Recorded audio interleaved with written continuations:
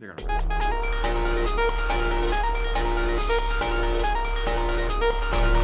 Attention.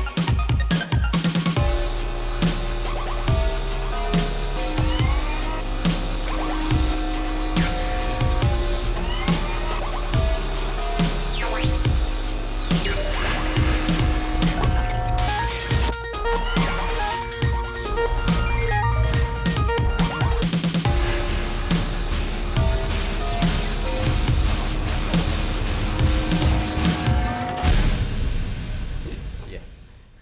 Empty chair with Dan Andros. That was a funny episode. And we're on.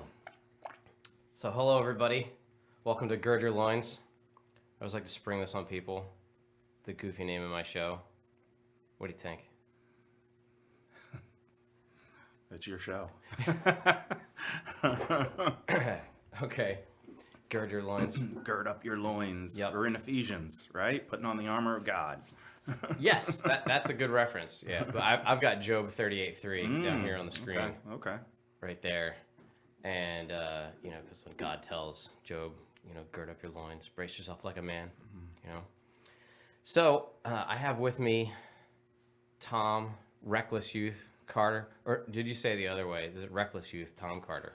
I wouldn't have Tom Carter in there at all. Oh, no, it would just be Reckless Youth? It would just be Reckless Youth. Later on, people would refer to it as Reckless Youth Tom Carter, but for the most part, it was just Reckless Youth.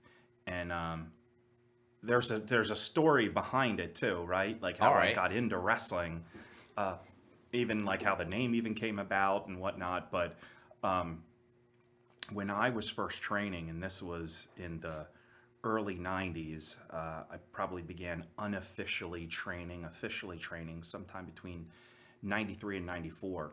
And it was old school back then. There was a lot of things that changed over the years as they decommissioned wrestling, the regulatory committees that oversaw wrestling in various states. I'm surprised to hear there were any regulatory committees. There were. So because pre-decommissioning or deregulating, it was really hard to get into wrestling. There were only, I was born and raised in New Jersey, and there were only a few schools in all of New Jersey. So I came up in this school that was called Larry Sharp's Monster Factory. He put out a lot of famous people over the years in the, or at that time in the WWF, WWE. I'll probably use those terms interchangeably because when it's WWF to me. It always will be. I can't change. Grew up, right? I'm not going to do what the World Wildlife Foundation tells me to do. I'll call it whatever I want. So back in the day, there was still there was only a few companies you could work for. And when you would start out, so when I first started training, 93, 94, in that period, you would train for a significant period of time before you would ever even get into the ring. And typically for the first year at least that you wrestled, you would just wrestle under your real name. And what they would do is you spent most of the time just getting beat up. You're just a jobber. Just a jobber. Yeah. And you just got beat up. And because I was a small guy, what would typically happen is you would just get clobbered by the huge monsters. And so it would be a little underdog play kind of thing. Right. And then you just get, demolished, Squashed, right? Demolished. And so you would work under your real name, no gimmicks, no nothing. And just black tights. Over time, just really generic, no flash or anything, just your regular name. And over time, they would see what would develop, or if something would open for them to move you into, kind of thing. But so what happened was the school that I was training at, we had a disagreement about how much I should be paying for wrestling school. So that's another whole story in and of itself. And what had happened was I started officially wrestling in February 1995. I did my first show, Larry Sharp's Monster Factory in Clementon, New Jersey. My first official match, I think a month before that I did a Battle Royal, or even the same one I did. Anyway, I did that match, and I only wrestled for him a few times after that. What would a battle royal be like if you're just like Jobber Tom Carter? You just come running out there and everybody's like, "Hey, it's this guy." Yeah, oh yeah, nobody knew. Well, so what would happen is this is indie wrestling, Yeah. and so part of the qualification for me to even be in the school is I would have to sell so many tickets per month for the show. Oh wow, okay. So there would be a percentage of the audience, a small percentage of the audience, but a percentage of the audience that would know me. So they would cheer or whatever, Sure, and then yeah. just see me get destroyed. Yeah, So I'd pay to see that. I wound up only performing a few times for Larry Sharp. He wasn't really using me. It became a disagreement about money. He wasn't really using me. And at the time, I had a close friend that I grew up with, AC Connor, who later became famous under the name D'Lo Brown. D'Lo. Yeah. Yeah. You better recognize. He became famous under that name. Now, he went to a territory called Smoky Mountain and worked there for a little while. He closed up shop and he went out to the Midwest, out to Lima, Ohio, and was staying with Al Snow. This guy was well recognized as a trainer and whatnot. And he went to his school. He said, "Hey, he's not really using you, AC or D'Lo." And Larry Sharp had a heat for more or less the same reason. And he said, "You can come out here, out to Snow's, and you can train out at Snow's if you want." Well, things were so tight back then that like I was essentially blackballed from working kind of like in the East Coast, right? I couldn't go anywhere because there were so few places you could go. It was like two places to go, and when you're out of one, you're out of the other. Well, they all talk to each other, right? Yeah. And so it's like, hey, I heard you put that guy on the show. Don't put him on the show next time. He owes me money or whatever, that kind of thing. And so, like, if you were able to get on a show, they usually went back and found out where did you train, try to ask some information if you're in trouble. So essentially, I was blackballed on the East Coast. Indie wrestling has a lot of background checks on it. Well, it used to. There's a lot of vetting. It used to. I mean, mind you, we're talking about by this point like the going into the mid '90s, right? So there was a lot that changed after that, but. So I was essentially blackballed. And then I went out to the Midwest. Well, out in the Midwest, I couldn't use Tom Carter. If I was out there as Tom Carter, it would get back and I would get in trouble, right? Wow. And so it was an opportunity to toil around with a gimmick that was being developed through certain set of circumstances. So I was like, I'll just be what's your name, kid? I'll be Reckless Youth. So when I went to train out into Al Snow's, there was an agreement, a soft agreement that basically said, you can come here and you can train here. I would go for like a weekend or a week at a time every month or every other month. And I would stay there for a little while.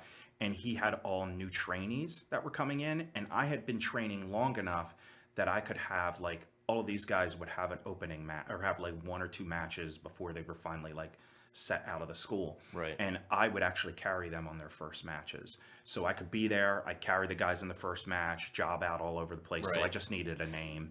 And putting people over. Yeah, putting people over. I was I was on my back looking at the lights all the time. Hey, scoot up a little bit just to make sure where the mic's catching you. Sure. Yeah, all right. And sorry. I'm learning a lot here. And so I worked under the name Reckless Youth out there. And I was kind of like hiding out. And I wrestled as Reckless Youth. I had time to develop the character. But back then, it was kind of like the internet was just, it was still like the dial-up and, I remember.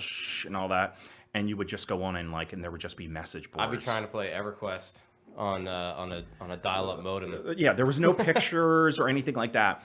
And but there was a lot of communication, especially there were wrestling news boards, and all of this stuff was lighting up about like there's this Reckless Youth guy out in the Midwest. And after a few months, there was a lot of talk that was going around, and there used to be these things called wrestling sheets. So they were just circulated in the wrestling community, and a lot of like hardcore fans would like subscribe to these, and they would read about stuff all over the country. And it was like Reckless Youth, They're Reckless getting like Youth, facts to each other and Reckless Youth, Reckless Youth, Reckless Youth. So lo and behold, like a handful of months into me doing this in the mid to late 90s, next thing I know, I start getting promoters calling me from here in this area, in Right, the Northeast right. area, saying, "Hey, we would love to Uh-oh. book you. Like, Yeah. how much would it cost to bring you in? Where are you coming in from? Detroit, Ohio?" I was like, "Oh, I'm like an hour away from you. I'm like 15 minutes away from you." Like one promoter, I was literally 15 minutes away, and they were shocked. And interestingly enough, by this point, I started working shows in the East Coast as Reckless Youth, and it got around, and so there was a little So bit of Larry. heat in the beginning. It kind of Ooh. got settled after some time, but and then it kind of opened the door for me to get booked in the Northeast area. So I actually kind of started my career in the Midwest, and I would just drive back and forth all the Oh time. my goodness. Yeah, yeah, a lot of hours on the I road. don't even like commuting to work more than like walking distance. Oh, I So loved it. I loved it. I would always joke like that I should have been like a bus driver or something like that. Like how much I love driving. And no, yeah. didn't you have like a funny story about how you actually ended up at the Monster Factory? Like, weren't you like unofficially using the space or something? So I totally like snuck into the business, Right. and there was so much at the time that I snuck into the business. It wasn't until a number of years later that there became this real negative stigma about backyard wrestling, and I was a backyard wrestler. I was a backyard wrestler. Well, I was a backyard yeah, wrestler too. well, like the negative stigma about backyard wrestlers being in wrestling, like untrained Oh, backyard. okay. So when the That would have been decommissioning, me. Yeah. yeah, when the decommissioning happened, then you started getting these flood of schools, these flood of people that were coming in and wrestling with little to no training. So like by the time I started to perform, like many people, I had trained for a year to 2 years Yeah. before I actually even debuted, and so it was a lot different. And anyway, so there was this real negative stigma about like backyard wrestlers. Anyway, I had a friend. I had a backyard club, like many of us, and backyard wrestling club. A number of us. D'Lo was part of the Oh backyard wrestling man. club, and And nobody in my backyard wrestling club made it big. so One of the guys bought a wrestling ring, and put it in his backyard though. yeah, yeah. I mean, I that's a think lot it of took fun. up like almost his entire backyard too. It was pretty crazy. Yeah, I mean, there's a lot of intricacies to rings, and even this time, it's not like you could buy a ring; it would have been so expensive, and even where to store it. But you know, wound up backyard wrestling, and we used to go down to Blackwood, Clementon, New Jersey. A friend of mine, he had a big garage, and he had some gymnastic mats, and we used to just backyard wrestle and Ooh. film ourselves on these gymnastic mats. Yeah, it wasn't really too glorious, and but it was so much fun. We had so much fun, and my friend was like, "Hey, there's a wrestling school right around the corner. Like, let's go over there and watch wrestling shows." And I was like, "Yeah, like how much does it cost?" Like, it's kind of introduction a little bit to indie Yeah. wrestling. I had Yeah. already had an introduction to indie wrestling before that. So the fact that there was like like an indie show school Yeah. right around the corner, that was great. And we went there, and they had a monthly show. But after the first show, it just kind of dawned on me, like the whole group of us that were the backyard crew, we were just like, I was just like thinking to myself, like, wouldn't it be really cool if we were in that ring? And they were like, yeah, it would be so much fun. Like I was like, oh, it's probably so much better than like landing on the hard ground or these gymnastic mats. We had a ring that we made out of it was plywood on top of tires. That was all the cushion that we got. Ooh. And they weren't even like standing up tires. They were just flat. We found out you get a little bit more spring if they were just laying flat. Yeah, so I mean, we just and so after one of the shows, I can't remember, I just approached Larry Sharp and I said, "Hey, would you be interested in renting the ring to me and my friends, like to come in and just kind of like film our own little thing?" And he laughed so hard, he didn't know what to do. And then he asked me a couple times, he just didn't understand what I was saying. I said, "Man, my friends, we're gonna come in, and we're gonna, like," and so. The first time he was like, "Yeah, you pay me $100 an hour. You guys can have the ring for as long as you want." That's not bad. Come Between in. like 6 guys or something. Well, it was like there was like 10 to 12 of us that Oh, would wow. regularly come in. So, Nice. so anyway, so he was like, "Hey, rent the ring, and you guys can come in after the guys work out on Saturdays, and I would come in with us, and the first time we ever did it, the wrestlers stay behind. Larry must have told them to like watch us, see what we're doing. Make sure they don't break each Kind of other's didn't know what we were necks. doing. Yeah, that they don't get hurt really bad, right? And Doing this to make money, not to get sued. yeah, and they just came down on us so terribly. They just ripped us apart, and like the whole time, a friend of mine has all the footage, like all this footage, a few years worth of footage. But the first time we were ever there, all you can hear them doing is just yelling at us, telling we're doing things wrong and we're idiots and we look so stupid. Anyway, we kept doing this so every month we'd show up and like these guys would just rip us apart. And after a little bit of time, like some of the trainers would get in and they would go like, "You're doing this wrong. This is the way you're supposed to do it." And free training. And then after some time, they would come in, they would, bang us around, and little by little, they would show us things. And back then, too, it was like you couldn't really perform without tights. You couldn't really get tights everywhere. You had to know where to get tights. You I couldn't have trouble getting tights now. You couldn't perform without boots. Wrestling boots was a big deal, right? So all the time that I wrestled, even when I wore like, regular clothes, I still had boots and tights even on underneath. And so after some time, we knew where to get the boots. We knew where to get the tights. We were learning all the secrets, right? And then we were actually able to what happened was we were going to Larry's for some time like that. Right. And then there were some other area schools that we had gone to. Dick Worley was this famous referee. He had a school nearby. We went to there. And there were some great guys that came over from Philly that actually trained us. But because we had the boots, because we had tights, because we knew some things, Had to look the part. they were showing us a lot of things that we didn't realize. Yeah. And You were wearing the uniform. yes, You had the uniform wearing on. the uniform. We knew a little bit of the lingo. Yeah. And we bopped around to a couple other places like that. And so even by the time, a few years later, when Larry was like, "Hey, you sell so many tickets and join the school, you can be on the show." By this point, we had quite a bit of experience training and learning, knew a lot and all. So Building the relationships. Yeah. And he had the boots. Yeah, and that was back then it was really important. That was to a have the big boots. thing when I go to the Renaissance Fair all the time. And if you had the boots, if you had the footwear, that was like the biggest difference in the world. That was the difference between someone Gotta who invest had in the gimmick. like a cheapo costume or just really hadn't put the time in thinking about what their costume was like. But if you wanted to go to the Renaissance Fair and have people confuse you with somebody who worked there, you had to have the footwear because that was the dead giveaway, Well, boots were a huge investment. Boots Yeah, were they were back then too. Yeah, It wasn't like several now you could just go $100s. on Etsy or something and just go get whatever you want and custom made. you had to know where to go. Yep. You had to know who to talk to, like the secret handshakes and the knock and all that stuff. Yep. And so like one of the first things back in the day, what they would do to size you up when you walked in is they would look right at your boots. Yeah. Wow. And so like that's how they knew if you. So That's that how was, I felt in middle school. That was one of the first ways they knew you were what would be considered to be a worker. I know this guy's a worker. or These not, guys tried to beat me up on my first day of middle school when I was a kid. because you didn't have the They right came boots. to my house and everybody teased me because of my sneakers.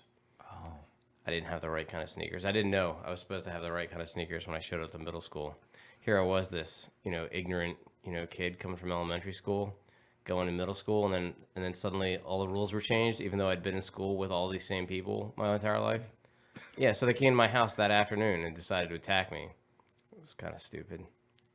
Yeah.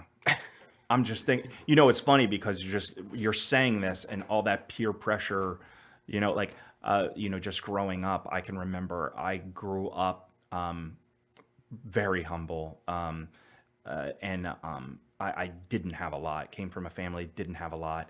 Yeah. And I can remember this. I'm dating myself here, but I can remember that people were wearing like Lee jeans, and it was cool to have the big Lee logo in the back of your jeans, and you could only get, I don't even know where you could get Lee jeans at, right? Because I couldn't shop there, right?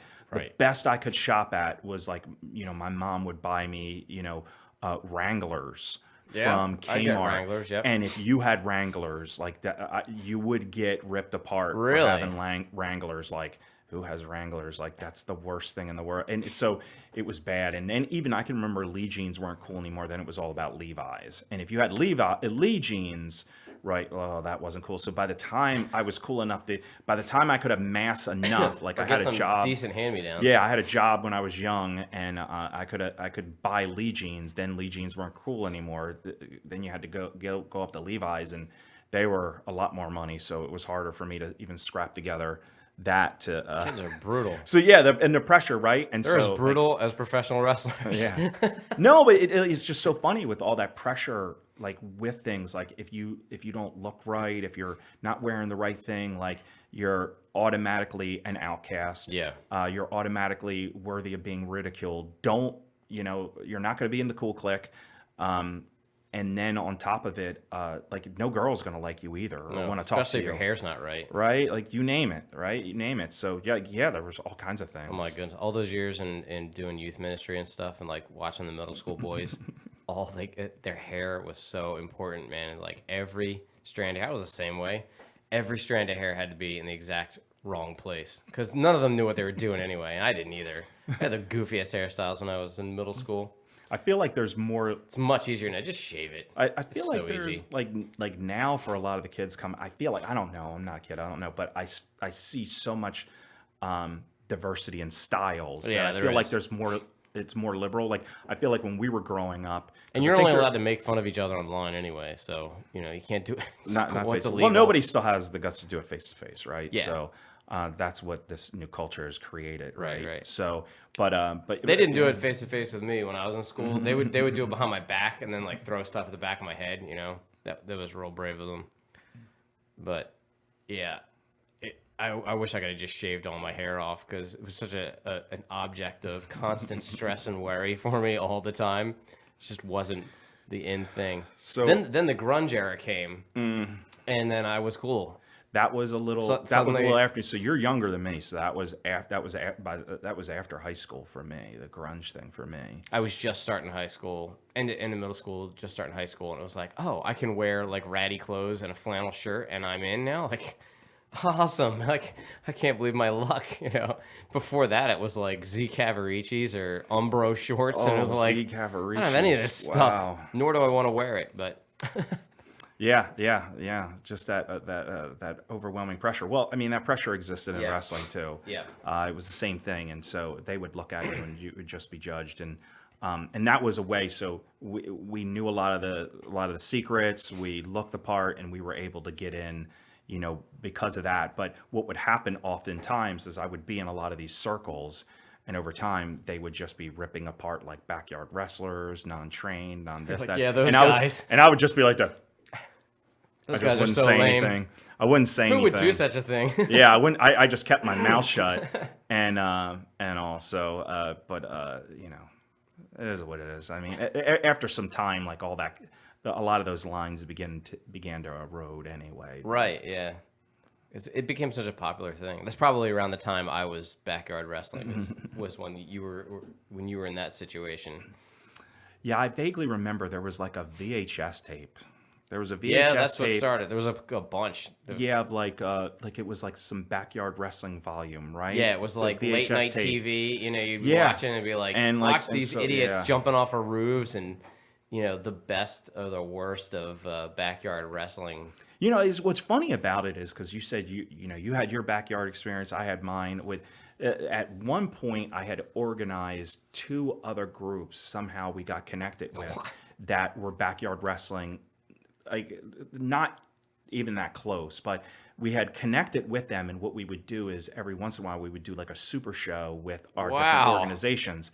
And but I just say this because like I thought to myself, like, because this is like the dawn of the internet, right? And Yeah, you're just yeah. like, I don't think like anybody else is doing this. You're in this little bubble, and you Right. think like you're the only Everybody's idiot. doing it. Yeah, You're the only idiot throwing yourself on the hard ground and like having a boombox and behind us, a bush playing music that you're walking down like you're pretending like you're walking out to the What was ring. your first theme song? Do you remember? Boy, I don't remember. I don't remember like when I backyard wrestled. I don't remember my music.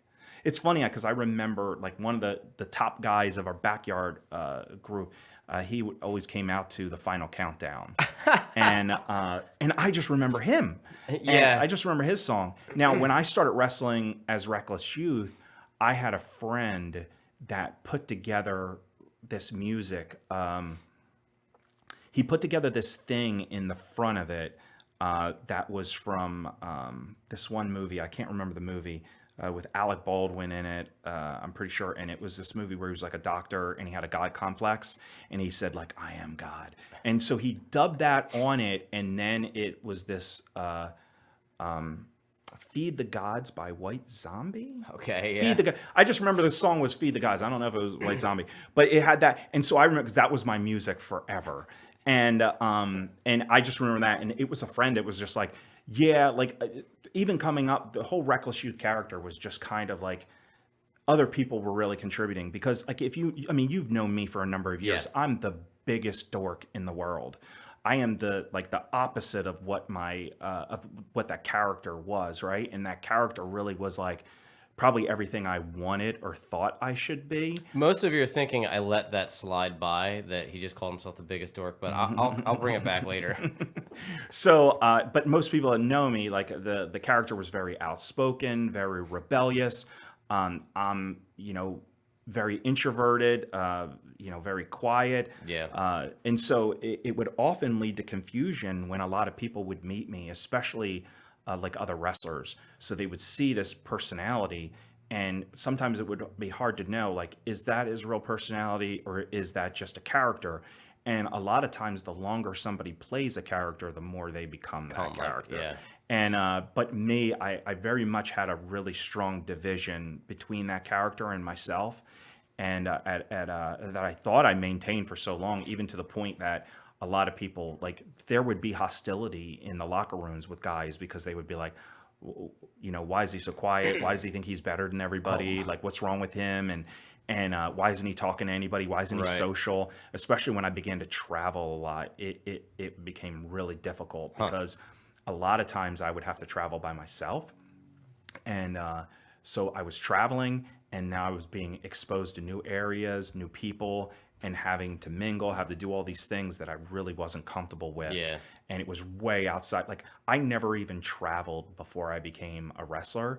I was like in a few towns in New Jersey, and that's about it. And then suddenly I'm traveling all over the country and other places. And I'm like, so I'm being hit with cultures, people, and even time zones. So I was working so much that I could be all over the country in 1 month, in one weekend. I can remember doing trips. Now, like there were some that I was flying because of this. There were some that I was driving, but I can remember doing a loop one time where I drove out. I did a show in Detroit, Michigan, on a Friday. Drove through Canada to do a show in Boston, Massachusetts the next day on Saturday. So Friday I'm doing Detroit, Michigan, Boston, Massachusetts on Saturday, and then on Sunday I came back and I had an afternoon show on Sunday in like Asbury Park, New Jersey. That's crazy. And that wasn't uncommon for me to do loops like that. Wow. And that's why people do drugs, Yeah, in wrestling, it had the lifestyle was really tough. Oh, really? On the body. A lot of wrestlers do drugs today? Yeah. Well, I mean, I feel like a lot of times the wrestlers, I hate to say it like this, but if you had ever wrestled in one of those old school WWF rings, you would know why everybody had a problem. Well, the pain alone, yeah. And these guys were working, and again, I'm not justifying it, but like, the schedule was so rigorous back then. They were wrestling anywhere between 25 and 28 days a month. Sometimes when they did TV tapings, they were wrestling 3 or 4 times in a day. That's insane. And then they do like the house shows, they do all the shows, and those rings were brutal. There was a shift where the rings definitely got a lot better, but a lot of the guys that we kind of grew up watching were in those old steel rings. Yeah. And so my first tryout with the WWF, I was in one of those steel rings in State College, PA, and I don't know, it's like 15,000 or something there, something like that, 20,000. I don't know how many, I can't remember. but I'm performing, and you talk about things to a degree, then you get in the ring, right? Because everybody thinks everything is like entirely scripted. It's not. You can't memorize all of that. No. And so anyway, It's too chaotic. yeah, there's things that are going on, right? And so anyway, get in the ring, and at one point I go to give this guy a drop kick. I go to give him a drop kick. Jump up, do like the drop kick, I twist around to like kind of do this like push up thing, landing on the ground, and knock the wind right out of him. The ring was so hard. The ring was so hard. And it was like, and you're in front of all these people, you got to keep moving. And I was just like, oh my goodness. And then I gave like this guy a You'd monkey been better flip. off on my plywood ring. Oh, I gave this guy, and then afterwards I give the guy a monkey flip, right? You jump up and like, and like you drop to your back. Anyway, I was just like, it was so brutal. I mean, I think I was like 165, 175 pounds in that ring. And so who designed these things? Didn't wrestlers make these rings? Like, wouldn't they want them to be like way better? Like, no, I think I don't know too much about the ring evolution, like up to when I was performing. Right. But I think a lot of it was, there were, number one, they were huge guys. The guys were so big, and the guys weren't bumping, weren't doing the things, nearly as creative things as came in years later, right? So they weren't falling on the ground that much. They were also super huge, so there had to be some serious stability. And there was a lot of holdover from the boxing ring days. So it wasn't uncommon for shows, even into the 80s, they would have a combination boxing and wrestling show kind of thing, right? Some boxing, some wrestling, whatever. And so I think a lot of that, it was, kind of that era, right? And it wasn't. I like watched a match with like Andre the Giant, Hulk Hogan or something recently, and it's like there was a lot of standing around, wagging fingers at each other, kind of giving the old like club over the head, and that's about it, because they build up a lot of hype. By the time it gets to limited. something like that, it's really big, right? So they do anything, and the crowd's going crazy. But those old rings were brutal. And I just felt for a lot of guys because, I know when I was with the company, when I was with Fed, they had us.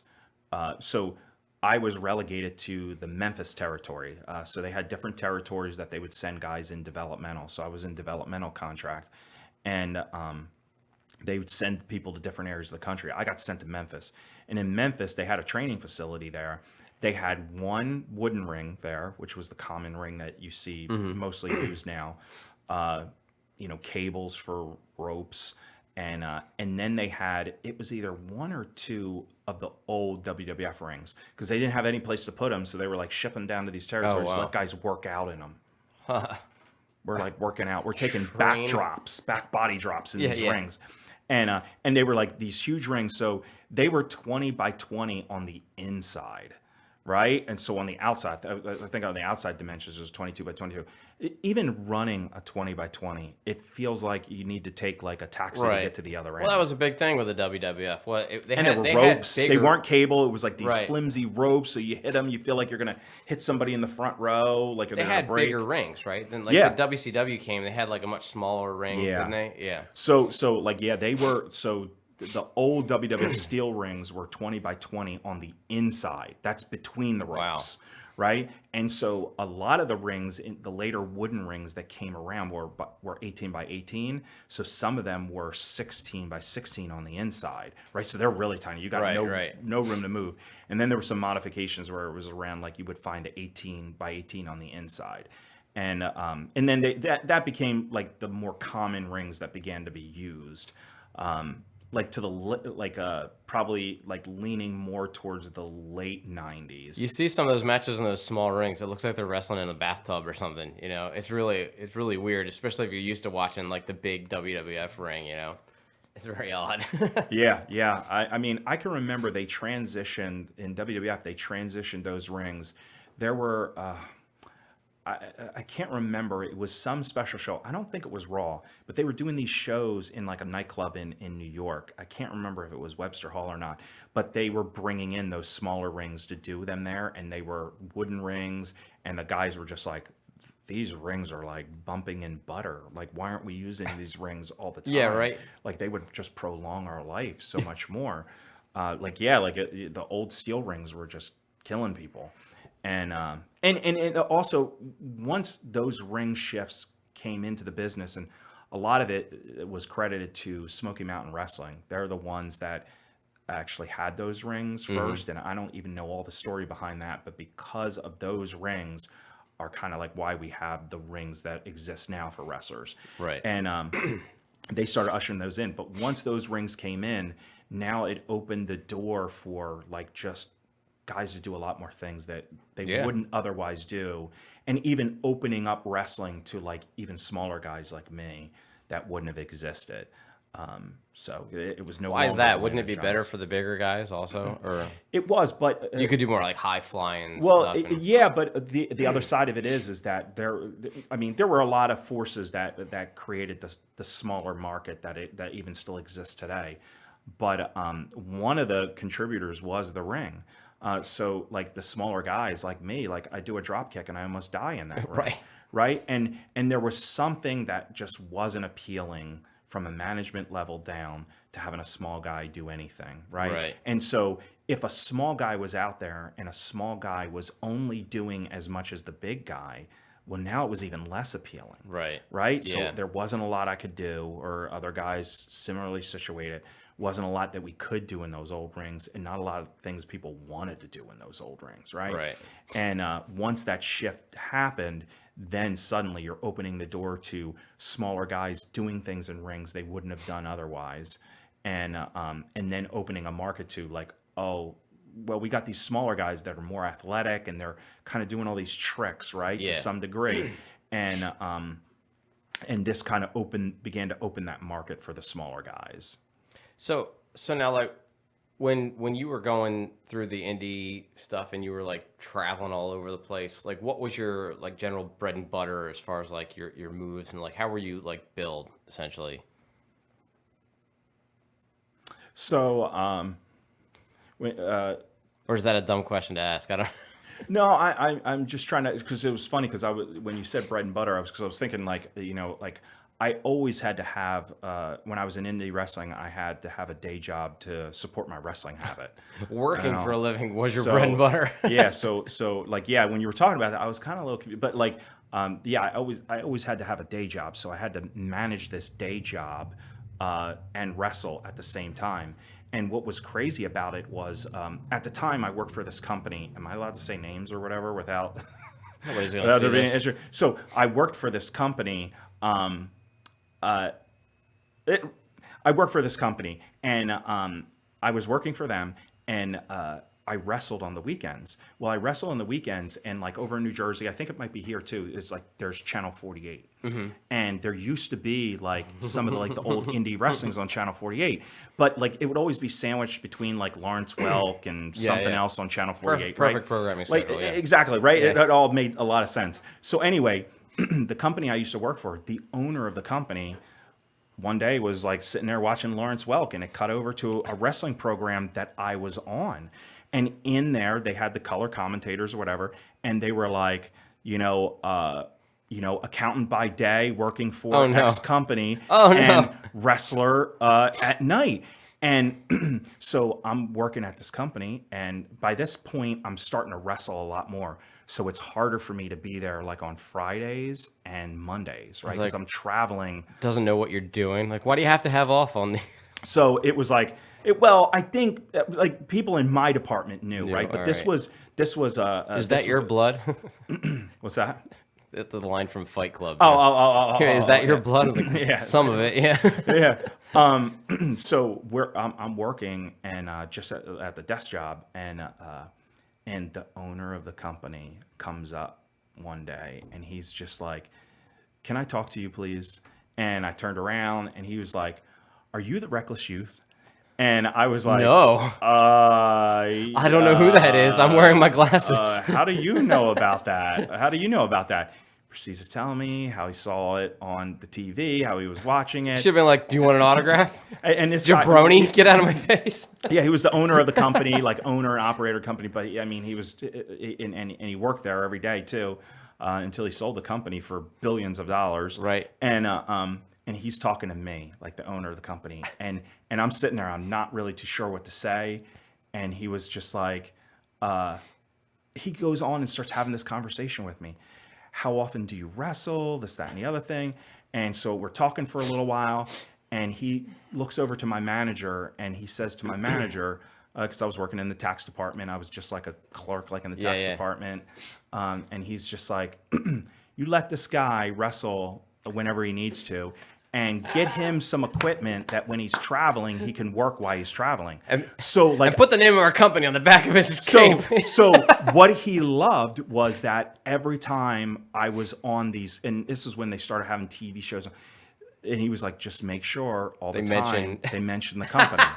They mention the company. For him, he was like, this free advertising. Yeah, right. And this is the greatest thing in the world. That's so funny because like that's exactly what you'd expect back then. Nowadays, you would expect almost any kind of exposure that you could give a company that you're working for. They would be like, oh, like we don't know what to do about this. Like we can't have this because like you might say something that doesn't reflect good on our company, and then we'll lose all of our endorsements or something. You know? Oh yeah, he was, and they were constantly like accountant by day and wrestler by night. He works at, and so the owner of the company was just like, just keep going out and do it. At one point, he was like, do you think we could somehow put the logo on what you wear? And I was like, I think that might be going a little far. But he thought it was the funniest thing. He loved it.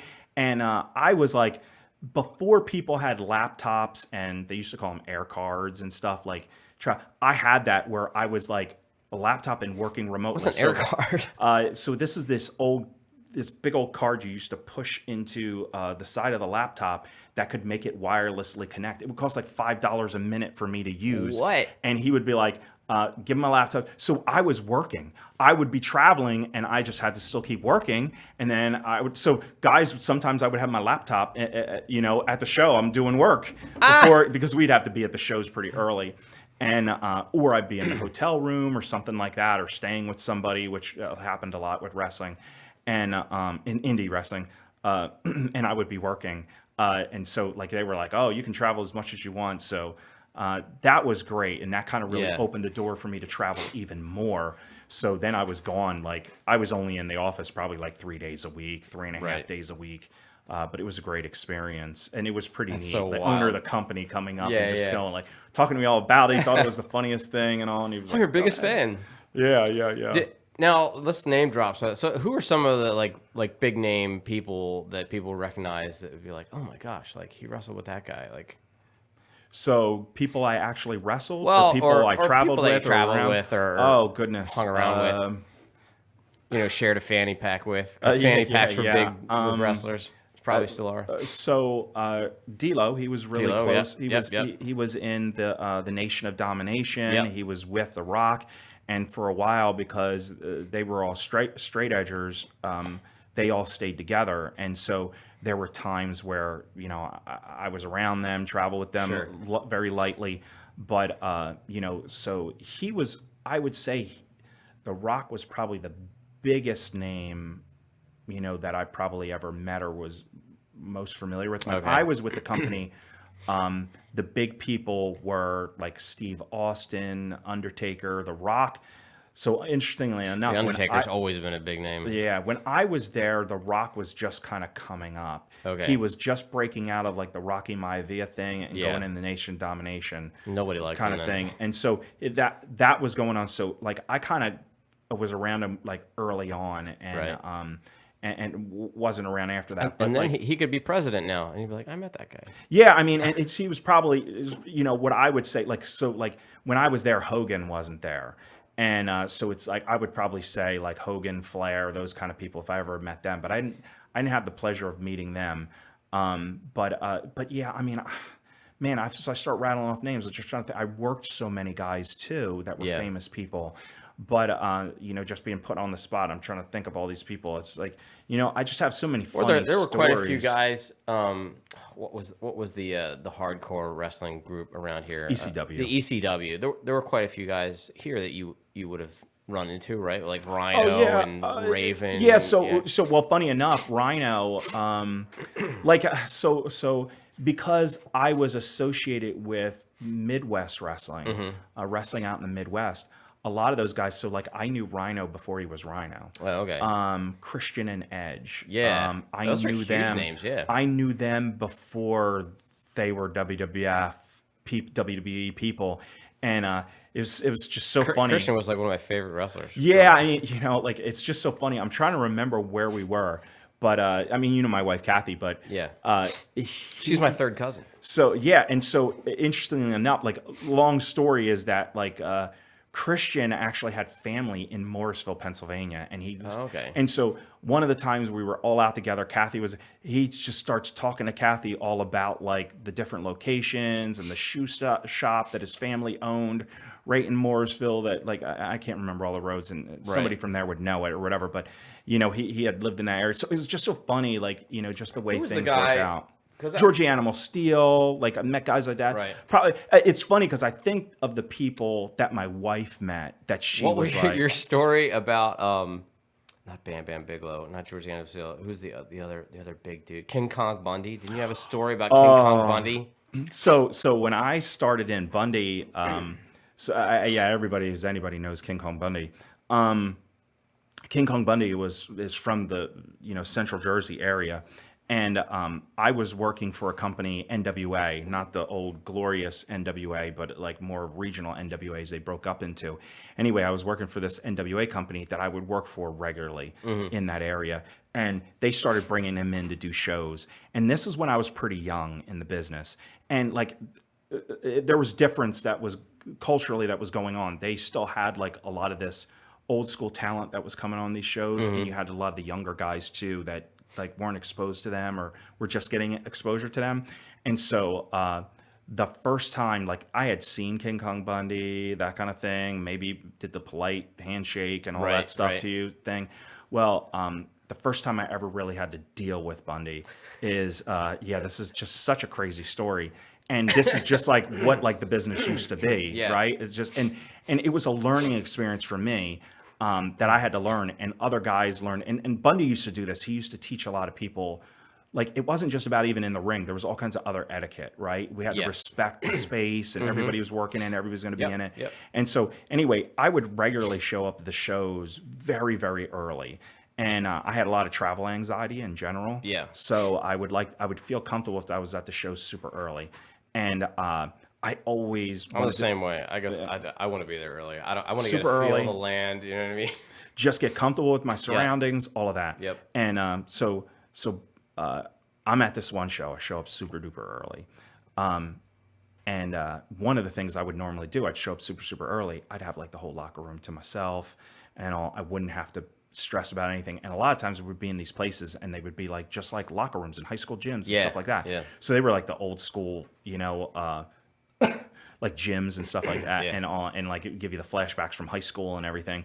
So I would show up, and one of the things I would have to do, like I never felt comfortable like even going to the bathroom around other people. Right. So I would be there way early to like even go to the bathroom, right? Yeah. And so I have to go to the bathroom before everybody showed up, and obviously I'm not talking about number one, right? Yeah. And so I would go in there, I'd use the bathroom, and I'm in this place just using the bathroom. I don't even know anything about who's going to be on the show or anything, or maybe don't know. I'm in there using the bathroom, and I'm just doing my business in there, right? Just kicking up and just doing my business, taking my time. And suddenly I hear this roar. Who is stinking up this entire locker room and doesn't know how to courtesy flush? And like, how can this person? I mean, and obviously he's got every obscenity in the world Sure, on yeah. top of it.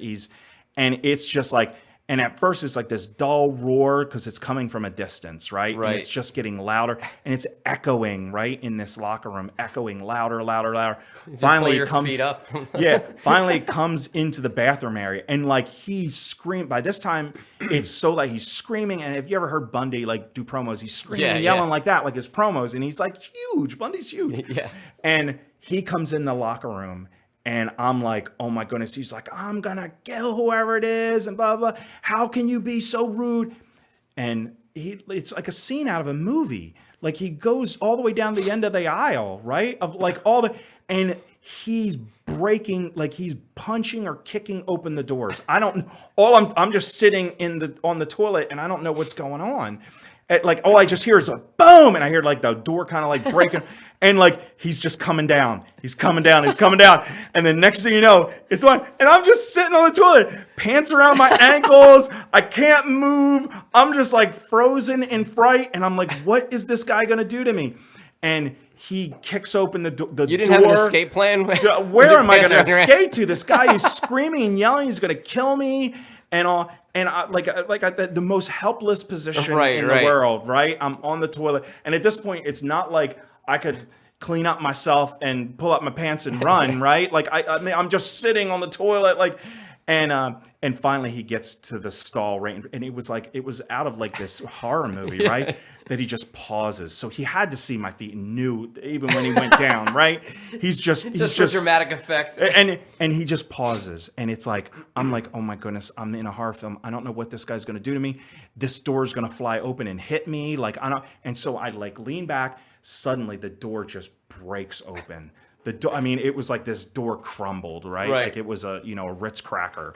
And Bundy just leans in, and he's as close as me in this mic, like to my face. And I'm sitting, slunching, and he's just yelling and screaming at me, like spitting all over me, talking about how disrespectful I am and how I'm not courteous to others, and everybody's got to share this locker room, and how dare I come in and not courtesy flush. And and I thought I was going to be dead. Like it felt like the whole episode maybe lasted 5 minutes, and it felt like 5 years. And after that, I learned like to always courtesy flush, like just flush like there's nobody's business. Like just keep flushing, just keep flushing all the time. And needless to say, he didn't kill me, but like it maybe because I was just completely helpless, and I was just this small little thing, and it was huge Bundy. And but like what's crazy about it is like those etiquette lessons. Like not only would Bundy teach people in the ring and show people, and even talk, like he and I developed a relationship after that for years after that, and he would joke about it, and I would joke about it. He had heard I told the story before, and he would get a kick out of it. And he even came to me one time and he apologized to me about it. I was like, no, I was like, I deserved it. I was like, number one, I deserved it. But he did a lot of etiquette number two, things that's a gold story, man. You could tell that anywhere, and everybody would find it hilarious. Oh, man. And it's so relatable. Over top me, just yelling. And he was so big, he can't even fit in the stall. Right, yeah. It's like a bear. Leaning in, and it's just screaming at me, spitting all over me, and I'm just stuck on this toilet, like, and I can't move. And yeah, it was. I mean, I can look back at it now, makes it good. One thing that wrestling gave me, that being at home, like doing nothing, gave me so many just amazing stories. Yeah, traveling and meeting so many different people and all. And Sele would always be like, my heroes would usually be the type of people that I would meet them, and it would usually be more of a disappointment because, like I said, their characters aren't who they are. And then the other guys, so a lot of times, like the good guys weren't always nice, and the bad guys were usually really the nice guys. Oh yeah, and all. So a lot of times, maybe that has to do like the good guys are looking to be like getting put over. Maybe like they want to be like that next big thing that kids are wearing on their t-shirts. And like the bad guys kind of get it. Like they get the, what do they call it, like kayfabe type of attitude with the whole thing. So a lot of times the heels, they would the bad guys, they would generally lead the pace of the match. Yeah. They usually were more seasoned, and they were the ones that would get the babyface over. Right. So a lot of times there's a lot of unsung wrestling heroes. I was always a heel guy. I would always root for the heels all the time. Mostly because it would drive my friends insane. Because I couldn't believe how worked up they were getting about this like ridiculous thing that we're watching. I'm like, you guys know this is not real, And it's like, I'm just rooting for Triple H over Stone Cold Steve Austin. I'm like, Triple H all day, and they're like, no, Stone Cold's so cool. For the longest time, that was really like a Northeast thing. Northeast was Root always for the heels? Northeast was always known for loving the heels and hating the baby faces. And the first time I ever that Philly experienced it, attitude. oh man, it was mid to late 80s. It was late 80s. I used to go to the Civic Center and watch NWA at the Civic Center. And the first time I ever went to NWA at the Civic Center and saw them boo the entire crowd, boo all the baby faces and cheer all the heels. They would go, it would be the weirdest things. And the heels would still work like heels. Sure. And the baby faces would work like baby faces. But they would just Like all upside down. brutal. They were just brutal Yeah, on the yeah. baby faces. I would feel bad for the baby faces, Yeah. like they were so brutal. And it's that was almost the like first it time. goes against it because the heels are like working to get the booze, you know. Like, Yeah. That's the bonus, you know. Yeah, and it was unique to like the Northeast area, right? And that's what happens. You watch TV and then you go to a show like a Philly show, and you're like, wait a minute, this isn't like what happens on TV, Yeah. right? It was so much different, and it gave me an exposure or a window into something that, like, you know, like I was like, wow, that didn't really That they're exist. throwing batteries at you and Yeah, stuff. I mean, that really didn't exist, right? I mean, I later in later years, I was like, oh wow, you know, the Northeast is notorious for this kind of stuff. But Yeah. you know, and then even when in wrestling, when everything started to go like the shades of gray, then everybody was What's well, like there wasn't really a clear good Oh, guy like the or Stone bad guy Cold. anymore. Yeah. When they started transitioning into that, like that attitude era and stuff, and they started to erode the line of babyface and heel. He was a face though. I mean, like even as like they're trying to play like the anti-hero thing, but it's like he was face. You Well, know? it just became more commonplace then in other areas of the country for them to cheer for. And it's not to say that they, you know, everywhere, you know, like only loved baby faces, but it was more of a Northeast thing. Did that have? To I love mean, the heels, when- and when I say Northeast, that even extended all the way down to Maryland, like Right. Baltimore. It was did notorious that for have loving the anything to do bad with guys. like the whole kayfabe thing, like dropping out, like people just becoming like more aware of like what's going on in wrestling and like kind of appreciating like what the heels are doing? I mean, you know, the internet did change so much, so it just opened up a level of communication that hadn't existed before, right? Yeah. So, like we even jokingly talked about earlier on, the VHS tape of backyard wrestlers. Who would ever thought that they would have sold all these backyard wrestling videotapes, right? And this market was created out of that. And next thing you know, all these guys are like, "Oh, you backyard wrestle? I thought I was the only one, right?" Yeah. And so like it was the same thing, like. As wrestling opened up, all these people are communicating now, and they're all talking about what's going on in the independents, who's doing what, and who's doing, you know, and then there's all this information sharing, even like who they like and who they hate, and the internet really just exposed a lot of these things, or opened the doors of communication where, like that, I think that was the biggest tide of change. So now suddenly, like they're looking behind the curtain, so to speak, with a lot of things. Now there were other things that happened in wrestling too. Like there was a couple exposés that kind of like revealed the secrets, kind of thing. And I think that opened up some things, but it was almost like it was really hard to get, you know, behind the curtain to see what was going on. So even if you started to learn some of the language, or you started to realize what was going on to some degree, it was almost like treasured information. Like, oh my goodness, you know, and now like just language that like the regular person would use is language that used to exclusively exist only for the wrestler. Right. And now the fan, you know, had all They got access the to all lingo, that language too, right? Yeah, So yeah. It was The secret's out. Yeah, I mean, even like things like I can remember going to shows, and one of the things you would do is, you ever hear that term carny? Speak carny, right? And so this is like wrestling grew up in carnivals, right? Yeah. And so Farmer Brown. Yeah, and so they learn these. He's a real guy. They learned the carnival language and how to talk to each other on the sneak, and so like. I didn't really use carny. Like, I wasn't good at it. It's like pig Latin. Like, you could do it. You pick it up, you could do it, and whatever. I wasn't really good at it. But you had other people that were really good at it. But what happened is even when you got to the point where the fan became so smart about what was going on, when I would walk up and meet fans or talk to fans or something, they would start speaking carny to me.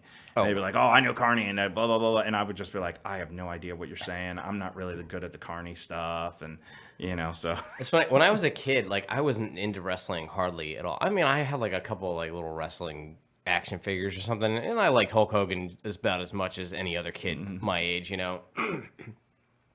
But even then, like, as my father was like, this stuff is all fake. And I'm like, oh, yeah, I guess it's fake. Like, I don't really. You say Hulk Hogan every time. Every time I hear Hulk Hogan, I think about Hulk Hogan. I just, I am a real American. Fight for the rights of every man. I can't shake it. So I'm sorry. Yeah. But it wasn't until I was probably like out of high school that I even got into watching anything. Mostly through my friends. Started and even I don't think they were all that much into it when they were like really young. And we were in high school. Like nobody watched wrestling. That was like, weird. Like that weird kid over there in the lunchroom that had the mullet. Like that kid. He was into wrestling. And the goofy kid that's buying rims for his pickup truck, he's got the Stone Cold 316 shirt, like really wasn't into it. So it's kind of like after that.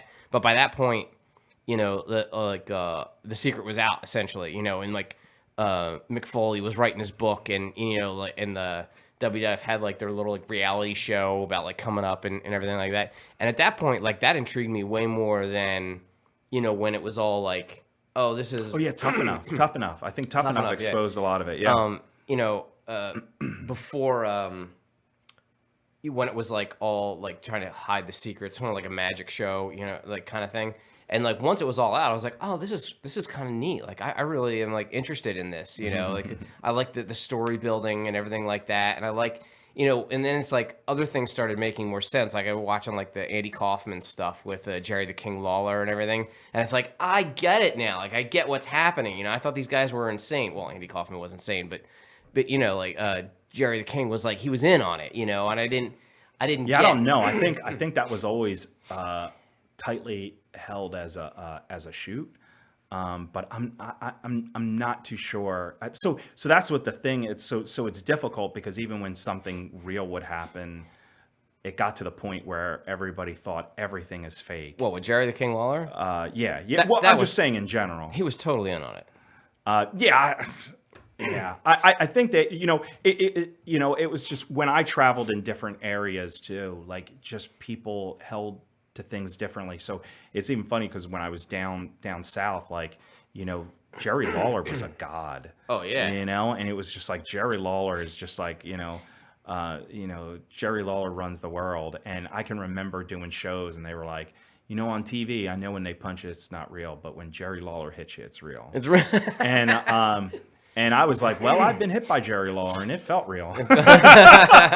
So, who was the roughest guy? You think you ever?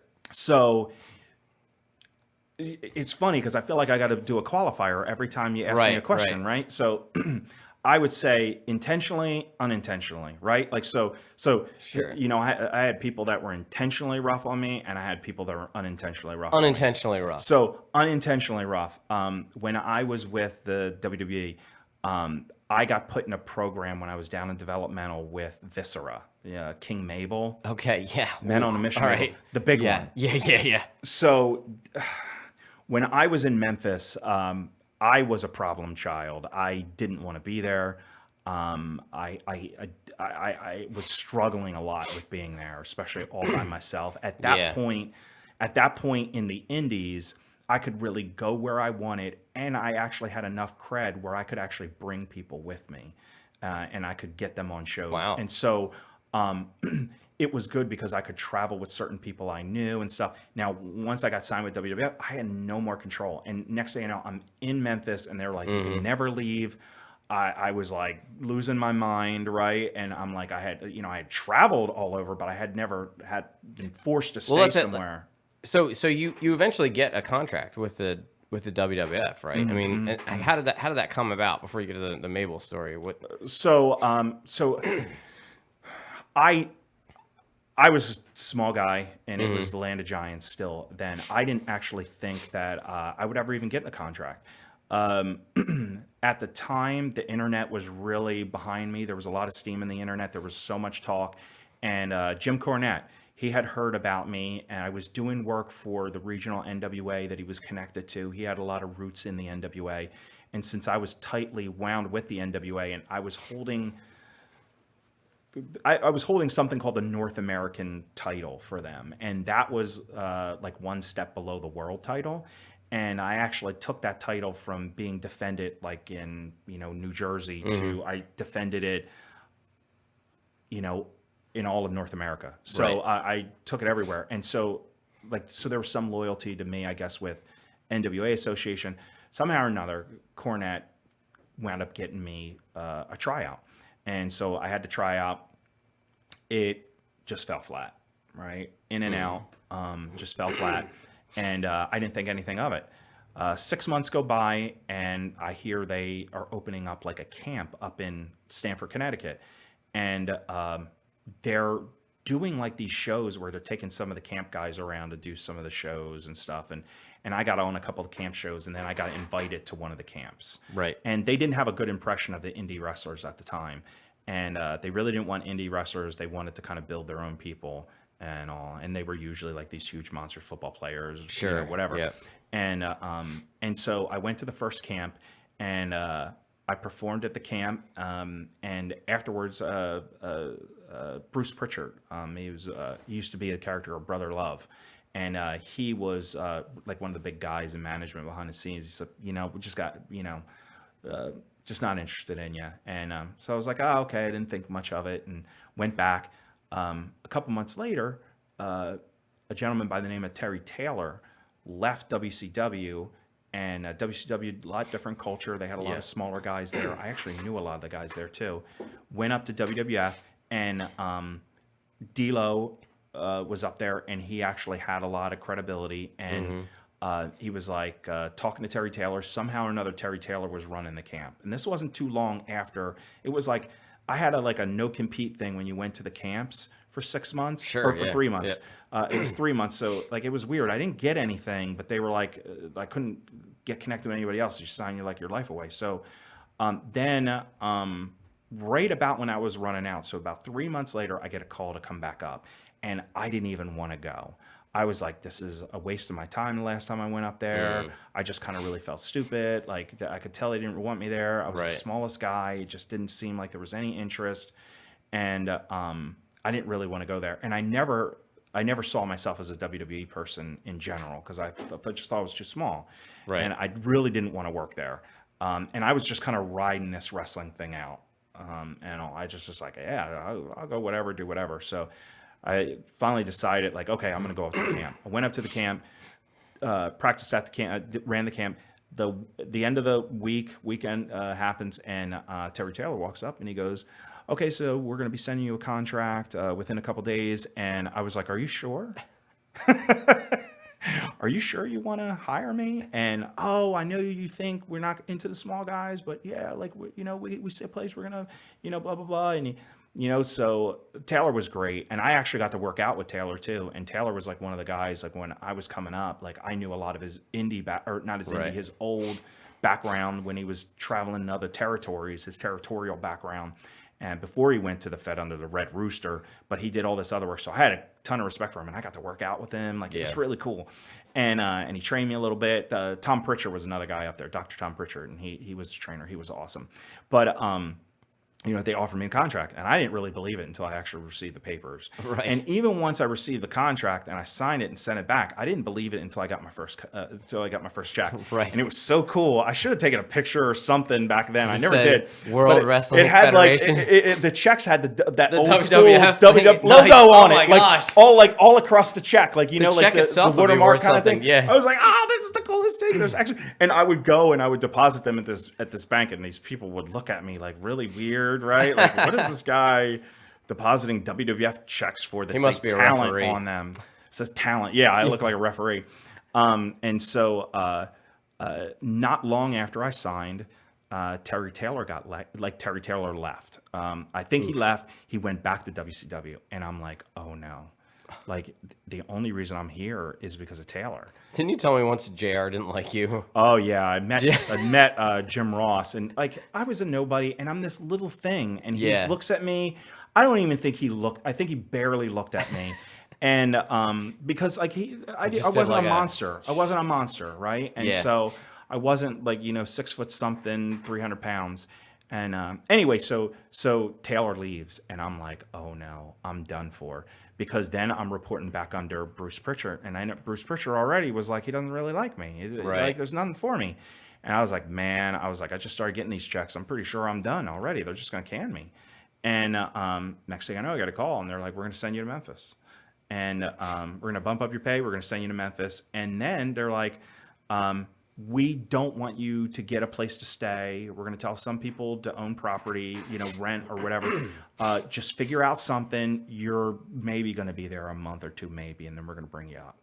We already have some ideas for you. You're not going to be there long. Don't get too comfortable. I'm getting all this. How many months was instruction. it actually? I was there through my entire contract. Oh my gosh. So I was there through my entire contract, and they did offer me another contract. I didn't want to be there. And this is the thing, because I had recently, a friend of mine sent me a video, and it was like top 10 indie guys who like didn't get through their WWF contract or developmental contracts, and you were like number 5 on the list, and it. Yeah, I think wrestlers that never went anywhere, they didn't use or something like that or something. And they're like, now he lives in Tennessee. And I was like, I know that's not true. Well, so what happened was that when I left with such a, like, I was so disenchanted, and I thought it was funny. I hated Memphis so much that I thought it would be funny to bill myself from Memphis. And so after that, I billed myself from Memphis, Tennessee, forever after that, and all. Even up until when I retired, I billed myself from Memphis, Tennessee. Before that, I was Babylon, New York. And after that, I was Memphis, Tennessee. After my Memphis stint, but they offered me another contract. They wanted me to resign. Parts Unknown was already taken. Yeah, Parts Unknown was taken. But I didn't want to resign. I just wasn't happy. I didn't think there was any direction for me. There was and I asked to go to some other territories that they had. Like there was an Ohio territory.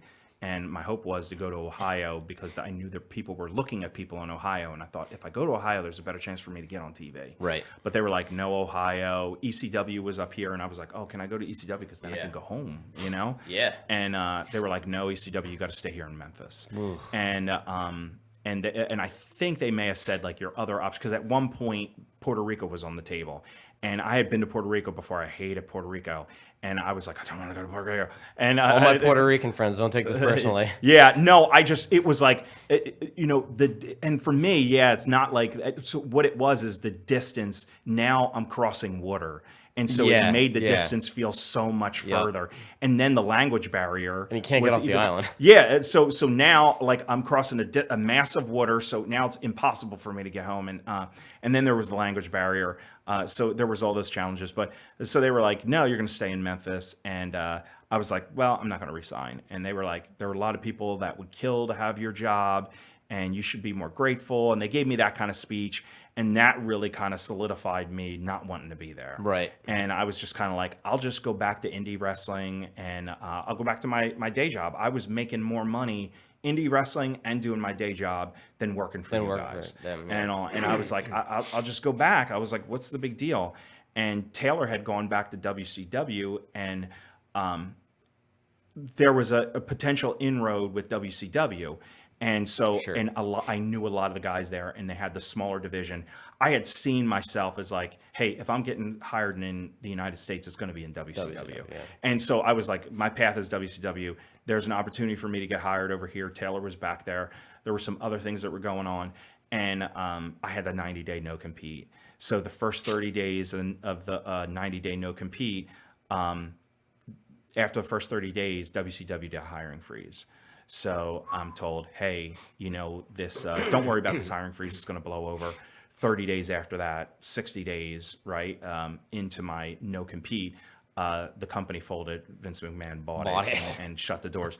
And so I could have, if I wanted to, I maybe could have went and begged for my job back at WWF, but I didn't really see a future for me, especially now that there was no competition. Right. And not long after that, they started letting go scores of people. Yeah. And in my opinion, that's probably the biggest thing that hurt wrestling in our modern times. And I think wrestling is still paying the price for it. But what, the acquisition of WCW? Yeah, like losing that competition. I mean, now there have been a lot of other great companies that popped up since, but I think Who's that's the other? hurt the What's fans the other and big the one? wrestlers. TNA or I mean, there have been some other companies, but TNA came in right? there. There were a few others. I know even some of the indie companies. There were a lot of indie companies that became a lot stronger as a result.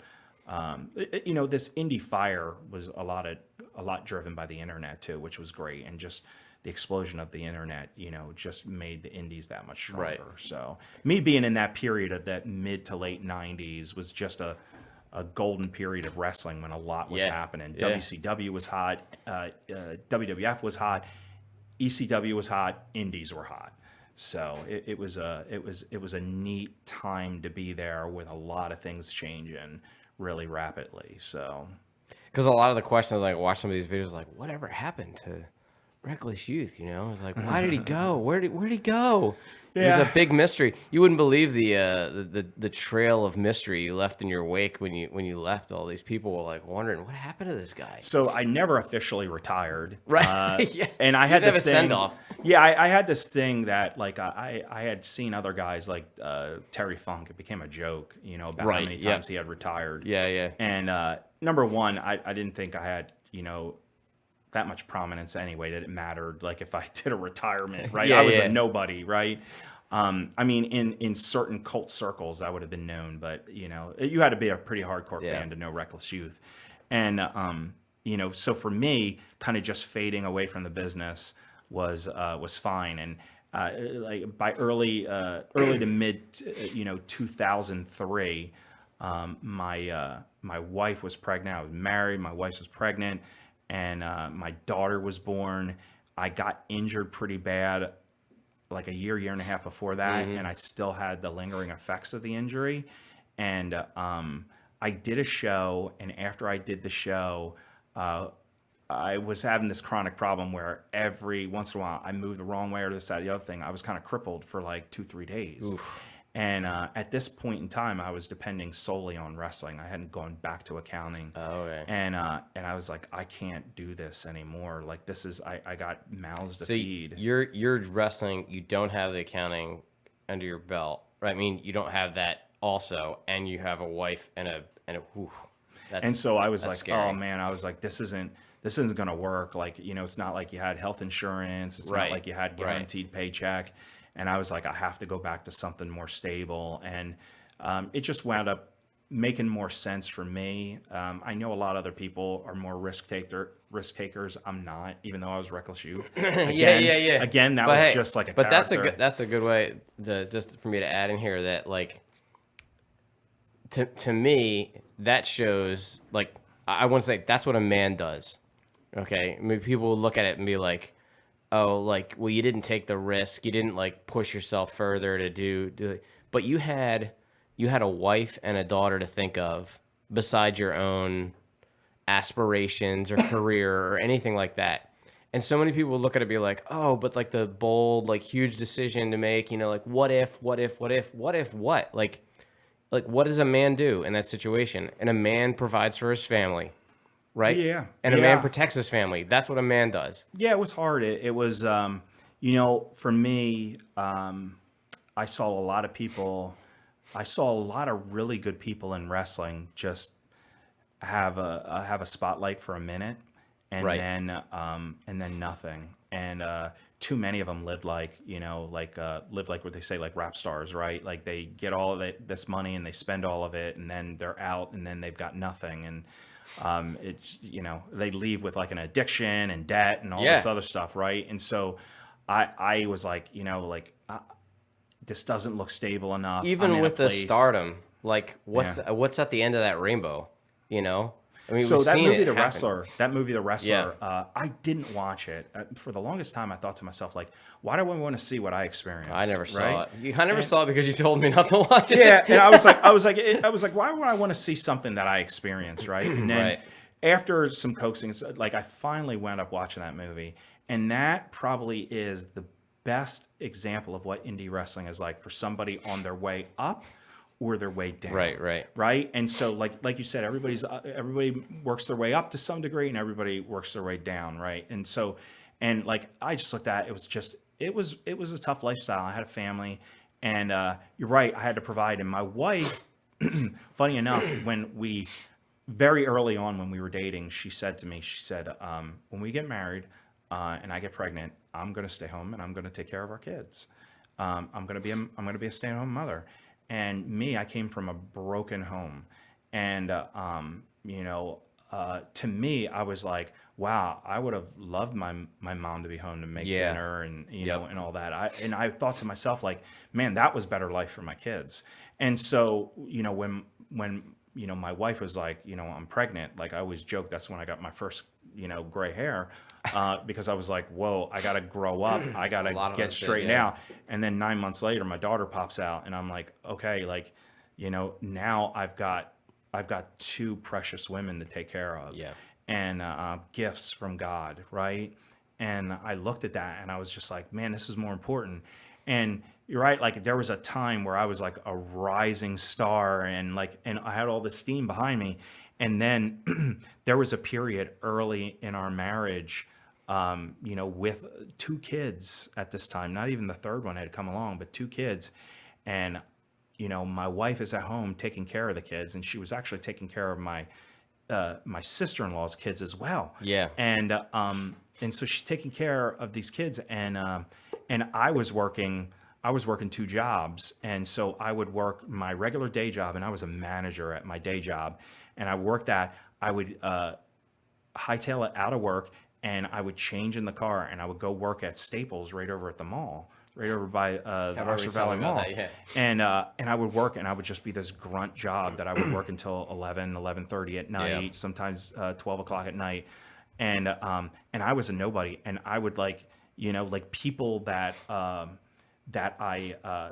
worked for me or worked with me in my day job would come in, and now I'm serving them at like Staples, and then like I'm like the old guy, but like there's all Yeah. these, my boss is a 17, 18-year-old kid and telling me to go Ugh. clean the toilets, and I got to go clean the toilets. And I can remember like at this point in time, like, You just want to lay the smack down. well, I mean, I can remember at this point in time, like, and you're just talking about these things, right? Like, I can remember at that point in time, like, my marriage was like in not a good place, and like, it felt like the marriage was strained. It was strained because of finances. It was strained Right. because of this lifestyle. It was strained because of a lot of these things, right? Just all this worldly stuff creeps in, right? Even expectations, like I could have been this, I should have been Yeah, that, or yeah. whatever, right? Yep. And or why didn't I do this better? Because then I wouldn't, right? And I can remember it was really, really difficult. And one of the shining lights, in our marriage was at a time where I felt like I was the lowest. Like I said, I would work this job and my day job, and then I would be cleaning toilets at night, right? Like, and I'm sitting there and I'm like, this is pointless. Like I hate everything that's going on. And I can remember I was leaving, so a lot of times I would leave like at 6 o'clock in the morning, and I wouldn't come home until midnight. Many days of the week.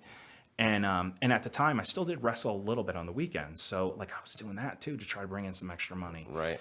Training people, wrestling here and there, mostly training. So, and I'm just trying to make ends meet. And I can remember just like feeling like this is awful. And one day I went to leave, and like I said, my wife and our relationship wasn't great at the time, and I felt like I didn't have any value, or I was bringing any value. I felt like I was a real failure, and she was like, she just looked at me when I was getting ready to leave, and this was at a time when our relationship wasn't great, and she just looked at me and she said, you know what, I really appreciate how hard you're working for our family.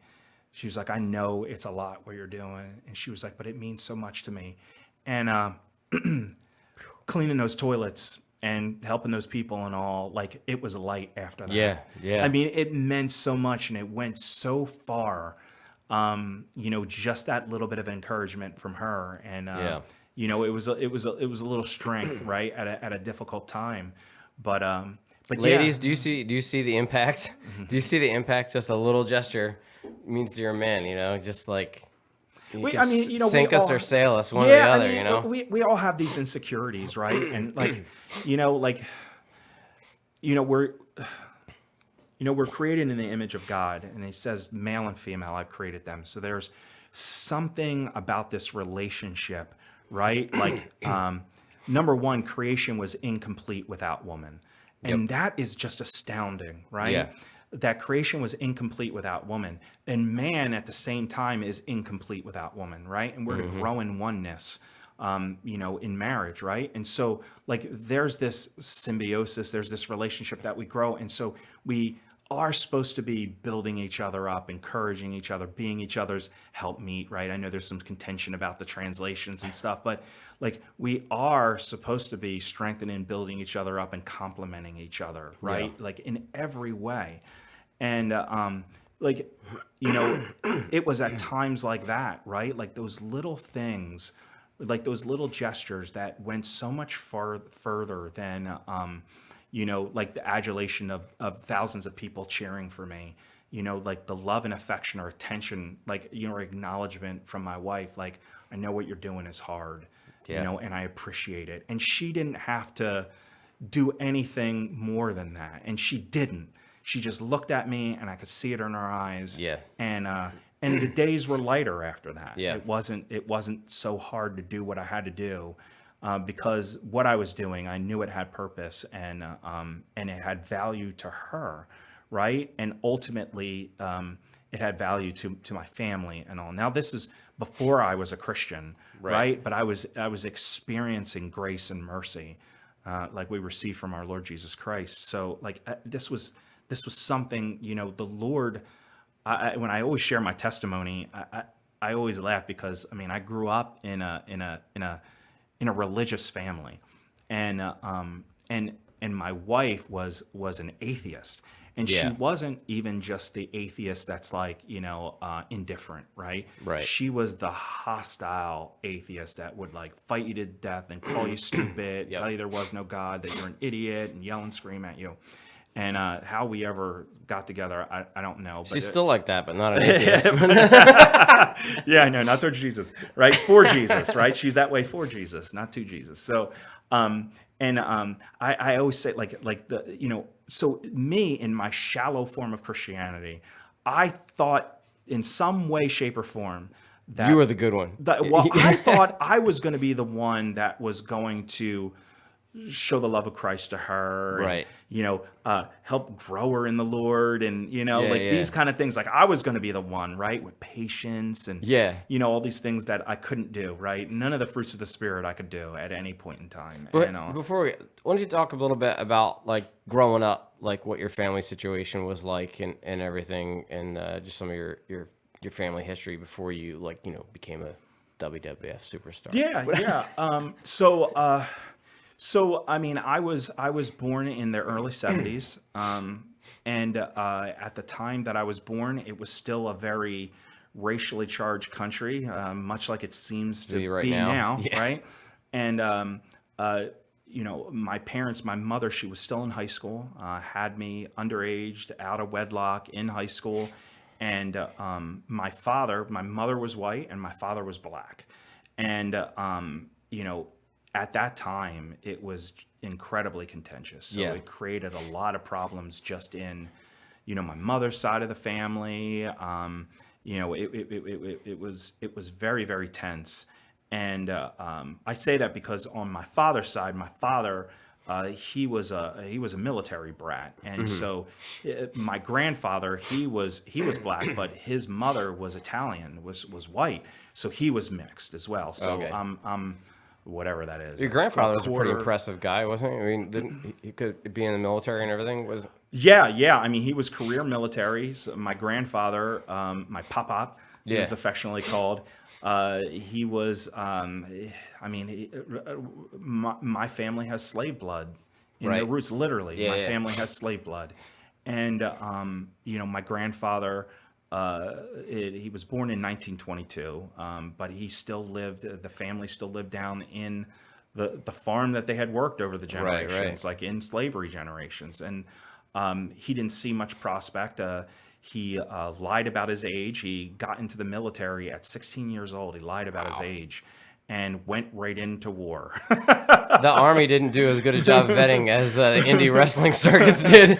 Yeah, they didn't check his boots. They didn't even check his boots or nothing. So, and I mean, he served in every war, skirmish, and conflict between Wow. World War II and Vietnam. It was after Wow. Vietnam he retired. He was career military, reached the highest designation of an enlisted He was man. like a triple vet, like World War II, Korea, Vietnam, or But he also served in the other conflicts in between wow. too. So yeah, there was That's yeah. wild. So Not a lot of people can say that. yeah, he had a bunch of Purple Hearts, wounded in combat. He used to show me all his He looked bullet like one of them holes. tin pot dictators from like down like some African island nation, where these guys got all these like, these medals all over them. Yeah, yeah. He was so he yeah, and he reached the highest rank of an enlisted man, Master Sergeant, and you know my grandfather. He was such a so I was raised in this really broken home, right? Yeah, yeah. So I was born into a single parent, a single mother, striving just to try to, like living with family, trying to get by. Both of my parents, as I was growing up, were both what's affectionately known in the addict circles as cross-addicted alcoholics. That means they struggle with alcoholism and they struggle with drugs. And struggle is probably a bad word, right? Because they weren't fighting against it, They're right? struggling, yeah. They were just giving into it, and it was just a really broken lifestyle. They were married for a minute, explosively divorced at the time, where everybody was explosively divorcing, Yeah. and just left in a really bad spot. And it was hard because it was also at a time where, like I struggled with identity. There was a lot of violence in the home. Right. Today that would be classically known as abuse, suffering from Sure. PTSD to some degree. And there was abandonment, neglect, you name it. Every bad thing that you could imagine was in there. And, it was really hard. And in all of that, like there was some God being, interjected in here and there, Christmas, Easter, and, growing up, I grew up in with some religious background, and it was just hard. Like by the time I was 17, still struggling with identity. I because I'm because I was part black, I wasn't accepted by whites. So this Right. made it very difficult, right, in any relationship, friends or women either, right? So it made it very difficult. And because, I looked black, or because I looked white, I wasn't accepted by blacks. yeah. So I was in this terrible spot. And I remember thinking to myself, like, the only way I'm ever going to be in any meaningful relationship is if I find another person that's mixed like me. And it was just, I remember just, lamenting just, and I remember just being like, my life, I was always, struggling with all these things and, struggling with identity. And 17 years old, my father was out of my life for a number of years, left my life like around 9, 10 years old, and didn't come back into my life until 15, 16 years old. And mind you, my father wasn't in my life until I was like 7. So he was Wow. only in my life for a few years. And so my father came back into my life, craziness. I wound up moving away from my biological mother and being taken care of by my maternal grandfather. And both of my grandfathers just wonderful men, just show me what it was to persevere, show me what it meant to love, and how to love, and all experiencing the love of Christ through them. And probably they weren't even doing it intentionally, right? It's just how they lived and what they Yeah. did. And I got reconnected to my father, like I said, 16 years old, around that. And around 17 years old, my father called me to his house. And shortly before I arrived, he put a gun to his head and he took his life, leaving me to find him. And 17 years old, I'm grief, yeah. like a little bit through my senior year of high school, just a mess. And just remember thinking to myself, like, where's God? Yeah. Like this is a mess. Like, I mean, if I had any faith journey, like at all, it was just completely crippled. Yeah. And a lot of it just had to do with just really not having a good foundation. I was living in this works-based salvation, and because I was a sinner, like I would constantly fail. Yeah. And because I constantly fail, I would always be like, like I was just, it was like Luther whipping yourself, right? It would Yep. feel like that, Yep. like I'm not worth anything. I should just go eat, drink, and be merry in this life and just live a riotous lifestyle until I die, Yeah. right? What does it matter? And this is the perfect time for this to be all going through your head, right? At a very mature age of 17, right?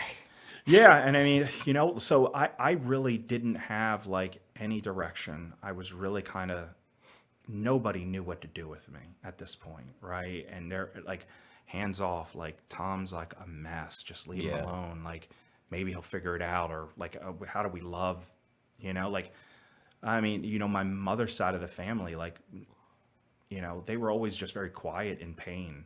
And so like none of them would even talk to me and all. So it was just really hard. They were all dealing with their own pain of loss too. And, my father's side of the family, they were another very isolated family too. And it was just really, really hard. And, I can remember just being really, really angry at God and just kind of just being like, my grandfather, so I lived a lot of my life with my maternal grandfather, and my paternal grandfather was a heavy influence in my life as well. But I lived a lot of my life with my maternal grandfather. And when I lived with him, one of the things that he said is when I came to live with them, the last time I lived with them, he said, you got to go to church with us. You got to go to church with us. And at this time, everything was kind of falling apart. And I remember being really angry and just being like, why am I going to church? Right. Why do you even believe? Right? Like, look at you. Like, you've got nothing. Your wife was taken from you 20 years ago, 30 years ago. Like, this is a mess. And I can remember just arguing with him. And I had never seen my grandfather like open a Bible. We had a Bible in the house, and it was the thing that you were supposed to do, right? You have a Bible in the house. You walk in, everybody sees you have a Bible and know you're a Christian, but you just dust it off, right? Yeah. Like every week, make sure to dust that thing because nobody touches it, right? You can open it up to one of the nice painting pictures in there, right? And so my experience was like these weren't people that read the Bible. These weren't people that knew anything. Like we just go to church and we do the church business. And I'm arguing with my grandfather about like, why does he even have faith? And why does he even believe in any of these things? Like, why does any of it even matter? And I can remember, and I would account this to probably being one of the first, God really like waking me up a little spiritual awakening, a little shake there. My grandfather he turned around, like after me arguing with him for about 30 in his house, right? Arguing with him about all this stuff, right? Not showing any respect. right? And 30, 45 minutes. And he just turned to me and he said, we walk by faith and not by sight. And it was almost like, I remember being knocked back, right? And then talk about the power of the word. Yeah. So not only like, I mean, I was stunned, like, because I didn't even know that was a Bible verse until Right. later. Yeah. 2 Corinthians 5:7. I got it right here. There it is. And like, the first Bible verse I ever learned was my grandfather, doing battle, with me, You, right? yeah, And yeah. he used the word, and I'm like, this guy, I didn't even know this guy knew the word, right? It wasn't until much later in his life, in the twilight of his life, we were having a conversation and just about all the different Bible translations, and I was just amazed at how much he knew the word, and he was just like, when you look, when Jesus says like to do these things in secret, go into your prayer room. Right? Like, Yeah. and pray, and don't let your left hand know what your right hand know what your left hand is doing. Right, Right? Like I didn't realize, like, man, like this guy was quoting scripture to me, and I didn't realize it. Right? Yeah. And I didn't know it. Judging him all the whole time. And, and like, it's just like, like there were a lot of experiences with him that later, in God's timing and not my own, that my eyes were opened, that I was able, it was like, I love Genesis 50:20, where Joseph says, you meant this for evil, but God meant it for good, right? Yep. And it was like at that moment, when the veil was pulled back and I could see everything, I could see back about how God was working in my life all the way up to that point. Yeah. And I can remember. I mean, I got saved in August 2009 in Riverstone Church, and It was Bible fellowship. yeah, it was Bible fellowship then, and I got saved, and I can remember that's what happened, and the pastor was preaching on Christ, and I'm sitting there, and suddenly he was talking all about Christ on the cross and like what was done, the victory that was won for us there, and I tell this thing like I grew up in a church where like they had Christ on the cross, right, bleeding on the cross, and I just was like, Jesus Christ is my Lord and Savior, right? Like Jesus Christ died for my sin, right? Like I knew Yeah. what to say, right? But at that moment, right, the gospel was probably presented to me several times while I was Sure. at Bible Yeah. fellowship before this change, Yep. and it's just amazing how these things work. Like why, right? But like at that moment where everything clicked and the blood made sense, suddenly I got this vision back, right? Yeah. And I began to see, oh my goodness, that was him there, that was him there, that was him doing Yeah. this, that was him directing this, Yep. that was him doing, and I can remember just a flood of emotions, right? And my wife drugged me into this church. I didn't even want to be there. Yeah. My atheist wife drugged me into this church, Yep. right? God working on her heart, right? And that was through the the MOPS ministry, Yeah, right? mothers of preschoolers. Yeah, it was just a blessing. My wife was like going crazy raising our kids and was like, "Oh, they do free babysitting and they serve food. I'll be there."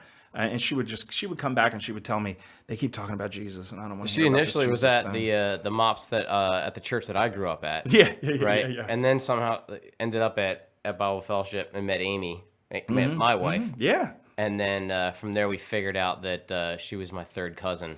Yeah, so And that we were was in a weird. small group together. We Yeah, were yeah. in your small group. Yeah. And it was like a year in or so, it was like, oh, wait a minute, there's a relation there, which was so funny, right? Yeah. It's just a small world. Yep.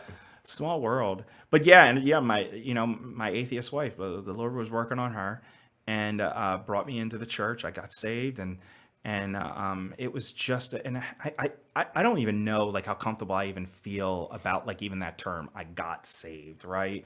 Like the Lord like did this amazing work in my heart, and like, I everybody can identify with the prodigal son, Luke 15. Sure. Right? Everybody Yep. can identify with the prodigal son in some way, shape, or form, and I love reading that back to myself over and over again so I don't forget, right? Like I was the one that went off into a far off land. I was the one that lived a riotous lifestyle. I was at a point in my life where I had committed myself to doing everything bad because I saw the wicked prospering, right? Yeah. And like this is before I even knew the word, right? And now I'm like, oh my goodness, this was me. Like I thought the wicked were prospering all around me. Let me just delight in the wicked and what they're doing and let me advance for that, right? Yeah. And like I was delighting in the wicked. Psalm 73. Right? something I'm like that. delighting in all of this. Like this is like it's better for me. Why am I going to live like for the Lord? Like this. There's no benefit here, right? Yeah. And I just had such a temporal thinking and not an eternal thinking, and once that in that moment when my eyes were opened, right, I almost felt like it was like this, when Moses begs, Lord, just can I see you? And he's like, I'm going to pass by you. And he's transformed by it. Yep. Right? He's transformed by that Shekinah experience. glory of God Right? coming Like, off of him. you Yep. can't even look at him, right? But you can just see this side pass by, right? And just catch a glimpse and completely transformed. And like, and I'm not saying I went from, sinful to perfection in that moment. I certainly didn't. And there were many, enlightening moments or big God moments that happened, after that, right? As I've grown, right? But like, man, it was just amazing what happened in that moment. Yeah. I always think of that song, Amazing Grace. How amazing did that grace appear the hour I first believed, right? And even when I talk now to some Christians that have been walking with the Lord and they're struggling, I often pray like, here we go back to the Psalms, right? Where it says, going back to this place where, don't forget the joy of your salvation. Yeah. Right? Like, Yep. don't like remember, the testimony of how the Lord worked in your life, right? And like, not even just my salvation testimony, but like, there's just so many testimonies like all the time how the Lord is working in my life all the time. And it's just beautiful opportunities. And I'm even just always just praying, like, just saying, like, Lord, open my eyes a little bit more. Help me to see your glory that much more each day, that I might live more according to your will, right? Like, and that I would be able to shine the light of Christ on others around me in some small way. And this just, it, when that regenerating work begins in you, right? Everything else, right? Like I even think about that, in was it 2 Corinthians 4:17, right? It says this light momentary affliction. You have a great memory for verses. It's light and momentary affliction is I have to write producing in everything us down. an eternal weight of glory, right? Like, and so some of these things, right? Like just even thinking about that, thinking about those moments, like with like Joseph, identifying with Joseph in Genesis, like there were all these things that happened, but it brought me to this place, right? I love that 2 Corinthians 1, and I often paraphrase it, but it's, we are made to suffer so that we might be a comfort to others that are suffering, like Christ has been a comfort to us, right? I began to realize that a lot of these things that had happened to me now don't set me apart from other people, but they make me completely relational to other people, right? So I'm able to say, a lot of times you hear that expression, like, you don't understand because you haven't been in my situation, right? And you can sit there and be completely relatable to somebody and talk to them about these things. And so it's been an amazing journey. I mean, so many different stories, but some of the greatest stories, like as awesome as wrestling was, there have been so many victories in my own life personally, and then even touching others, since salvation that it couldn't compare, like I said, to performing in front of thousands. And mind you, like that was a really cool experience. It was a really neat Not experience. everybody gets to do that. Yeah. A lot of really neat people to meet. A lot of crazy stories, but not everybody gets to minister Jesus to people who are in pain and are suffering in a relatable way, where you know what they're going through. Yeah, and I mean, like there was a beautiful thing, like you and I, we had that awesome privilege, thanks to like Pastor Brad Bigney, right, to attend ACBC, that biblical counseling training, and man, I still listen to that material all the time. Yep. I was just digesting some ACBC material just within the past few days, and I just love it because it really, I mean, and you and I, we know, right? Like life is messy, right? Life is really messy. And it's even harder. I don't want to say like it's even harder when you're a Christian, right? Because we do have some twisted expectations if we don't know the word, right? Right. And one of the expectations we could walk away with is that, like, I'm a Christian now, and everything should be sunshine, roses, and lollipops, right? And the word what doesn't a lot of say people that. think you're offering them when you share the gospel with Right. them. And well, if you're not sharing the whole gospel, Yeah. right? If you're not sharing the whole gospel, right? So, like, like there's this idea that like everything should be great, but even like Acts 14:22, it says, through many tribulations we will enter the kingdom. Yeah. Right? Like, I mean, Jesus talks a lot about like, hey, in this life you will have trouble, but take heart, I've overcome this world. Yeah. Right? So like, like there's this idea like that, like we've got to know the word, right? And being in that biblical counseling training, like it ignited an even greater fire for me to understand the word better, because the word is still relevant today. It's the greatest selling book ever of all time, right? And it's the most transformational book that has ever existed, right? And it would be even if it wasn't the greatest selling book, right? And like God is speaking to us through that word, right? And that much more, if we call ourselves Christian, we should be in the word, right? Yep. Understanding what He's trying to tell us, right? And so like being in that ACBC training, I remember one of the biggest takeaways from the ACBC training, and not only did it give us amazing tools, like ACBC stands for Association of Certified Biblical Counselors. Yes, yeah. Being in that training, like not only are they like showing you how to use the Bible to help people with real problems like Right. every day, right? But one of the things that blew my mind is they were very candid when they said, in many cases, you're going to have to know your Bible better than your pastor. Yeah. And they were like, you're going to have to be stronger in the word than your pastor to minister to people with a lot of, in a lot of these areas. And you and I, we've been doing relational ministry for years, right? I've been blessed to call you mentor for a number of years. And then, not only you to mentor me, but then for us to mentor other people, Yeah. From there. And, to be able to work with some of these people and use the word and disciple and minister people through the word to open their eyes to things that they would not have ever thought they would have seen or experienced through the word, right? Like it's so relevant to everything Yeah. at all times. 2 Timothy 3:16, all scripture is inspired by God and profitable for teaching, reproof, correction, and training in righteousness. So every one of us will be adequate and equipped for every good work, Yeah. right? And so like the word really is like it is living and active. And so that was like, I need to get deeper into the word. I need to see what it says.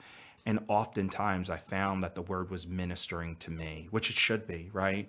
I come across these areas over and over again where, my will and God's will contradict. And God's will's got to win. Yeah. And I mean, It's not an equal fight. yeah. And I mean, and that's why I say like I'm not saying I don't struggle, but I even got to be honest about what does it mean? Like, because the very Christianese word is to say that we struggle as Christians. And the reality is that's like ripping and tearing and doing everything possible to get loose or free, right? Right. And so when I'm using that word, I got to be very careful. Like, am I really struggling, right? Do I need to go to repentance, right? That Right. beautiful gift that the Lord gives us. It's not, repentance isn't a bad word. It's a glorious, awesome gift that the Lord gives us. And that's the greatest thing we can share with people is God's grace toward their sin, bringing them that peace with God, and when you see that with somebody, that like when they finally get that the grace is real from God, that it's not just they're not just pushing that away, they're actually looking to repentance to gain that grace. What are you involved in right now, as far as like, because we're both at different churches now. We'd attend church together for a long time, but you're at a church like in the heart of Philadelphia, essentially, like in Kensington, right? And what's that been like? And how are you relating to people there right now? So it's so interesting. Like, we're out here in the suburbs, right? Yeah. And Kensington, it is literally considered like one of the worst. What's funny is it's in the list for one of the worst cities in America, but it's Yeah. not even a city, right? Yeah, It's a yeah. part of the city. That with the worst 5 blocks in America. Yeah, it's like the heroin capital of the. I don't. Yeah. What's funny is so you see like the way I look, right? I look like this, like nerdy white suburban guy, and been going to a well-established church for a number of years, well trained through this church for a number of Yeah. years, and now I'm going down to Kensington, and right away, initially, everybody's like, "Wow, Tom's a missionary. Him and his Yeah. wife, they're going down there. They're doing all these." And what's amazing about it is like we've been down there for some time now, and these people minister to us. It's just a beautiful thing. How we served in the past up in this area is just so much different than how we served down Yeah. there. And one of the biggest things that I see, or I tend to feel from the pastor and from the elders, is it's hard. They're like, you hear about these missionaries that are in the mission field and how difficult it is, like to be out in the mission field. Many of them in war zones, literally, right? Language barriers, this, that, and the other thing. But so many of them down there, I feel like it's like they're like missionaries. Regularly, I try to be a Barnabas to these guys, and they're beautiful people that minister to me. That would be right? an encourager. And a great encourager, Yeah. a son of encouragement, right? Yep. A Barnabas, right? And so like even just trying to like you can see like ministry takes its toll down there, and it's not like anything I would experience up here. I mean, we just like it's so much different down there. Yeah. Like the brokenness that's down there, and then to minister to brokenness down there, like There's a lot of it's barriers. exhausting. It's Yeah. really exhausting for the people that are. I mean, we've done service projects, but like at a highlight, a lot just the ministry needs down there are just completely different. And Just having come here to this church in Levittown, and going out and sharing the gospel with people in the neighborhood in some of like the rougher areas of Levittown, where there's a lot of like drug addiction problems and things like that, and very different talking to people. The problems are so much, they seem almost insurmountable, when they explain their situations to the point where it's like, man, you dug yourself quite a hole here, dude, and it's like, it's almost like I know how I can help you. Like I know how I can help you, and I know that Jesus is gonna help give you wisdom, help give you peace.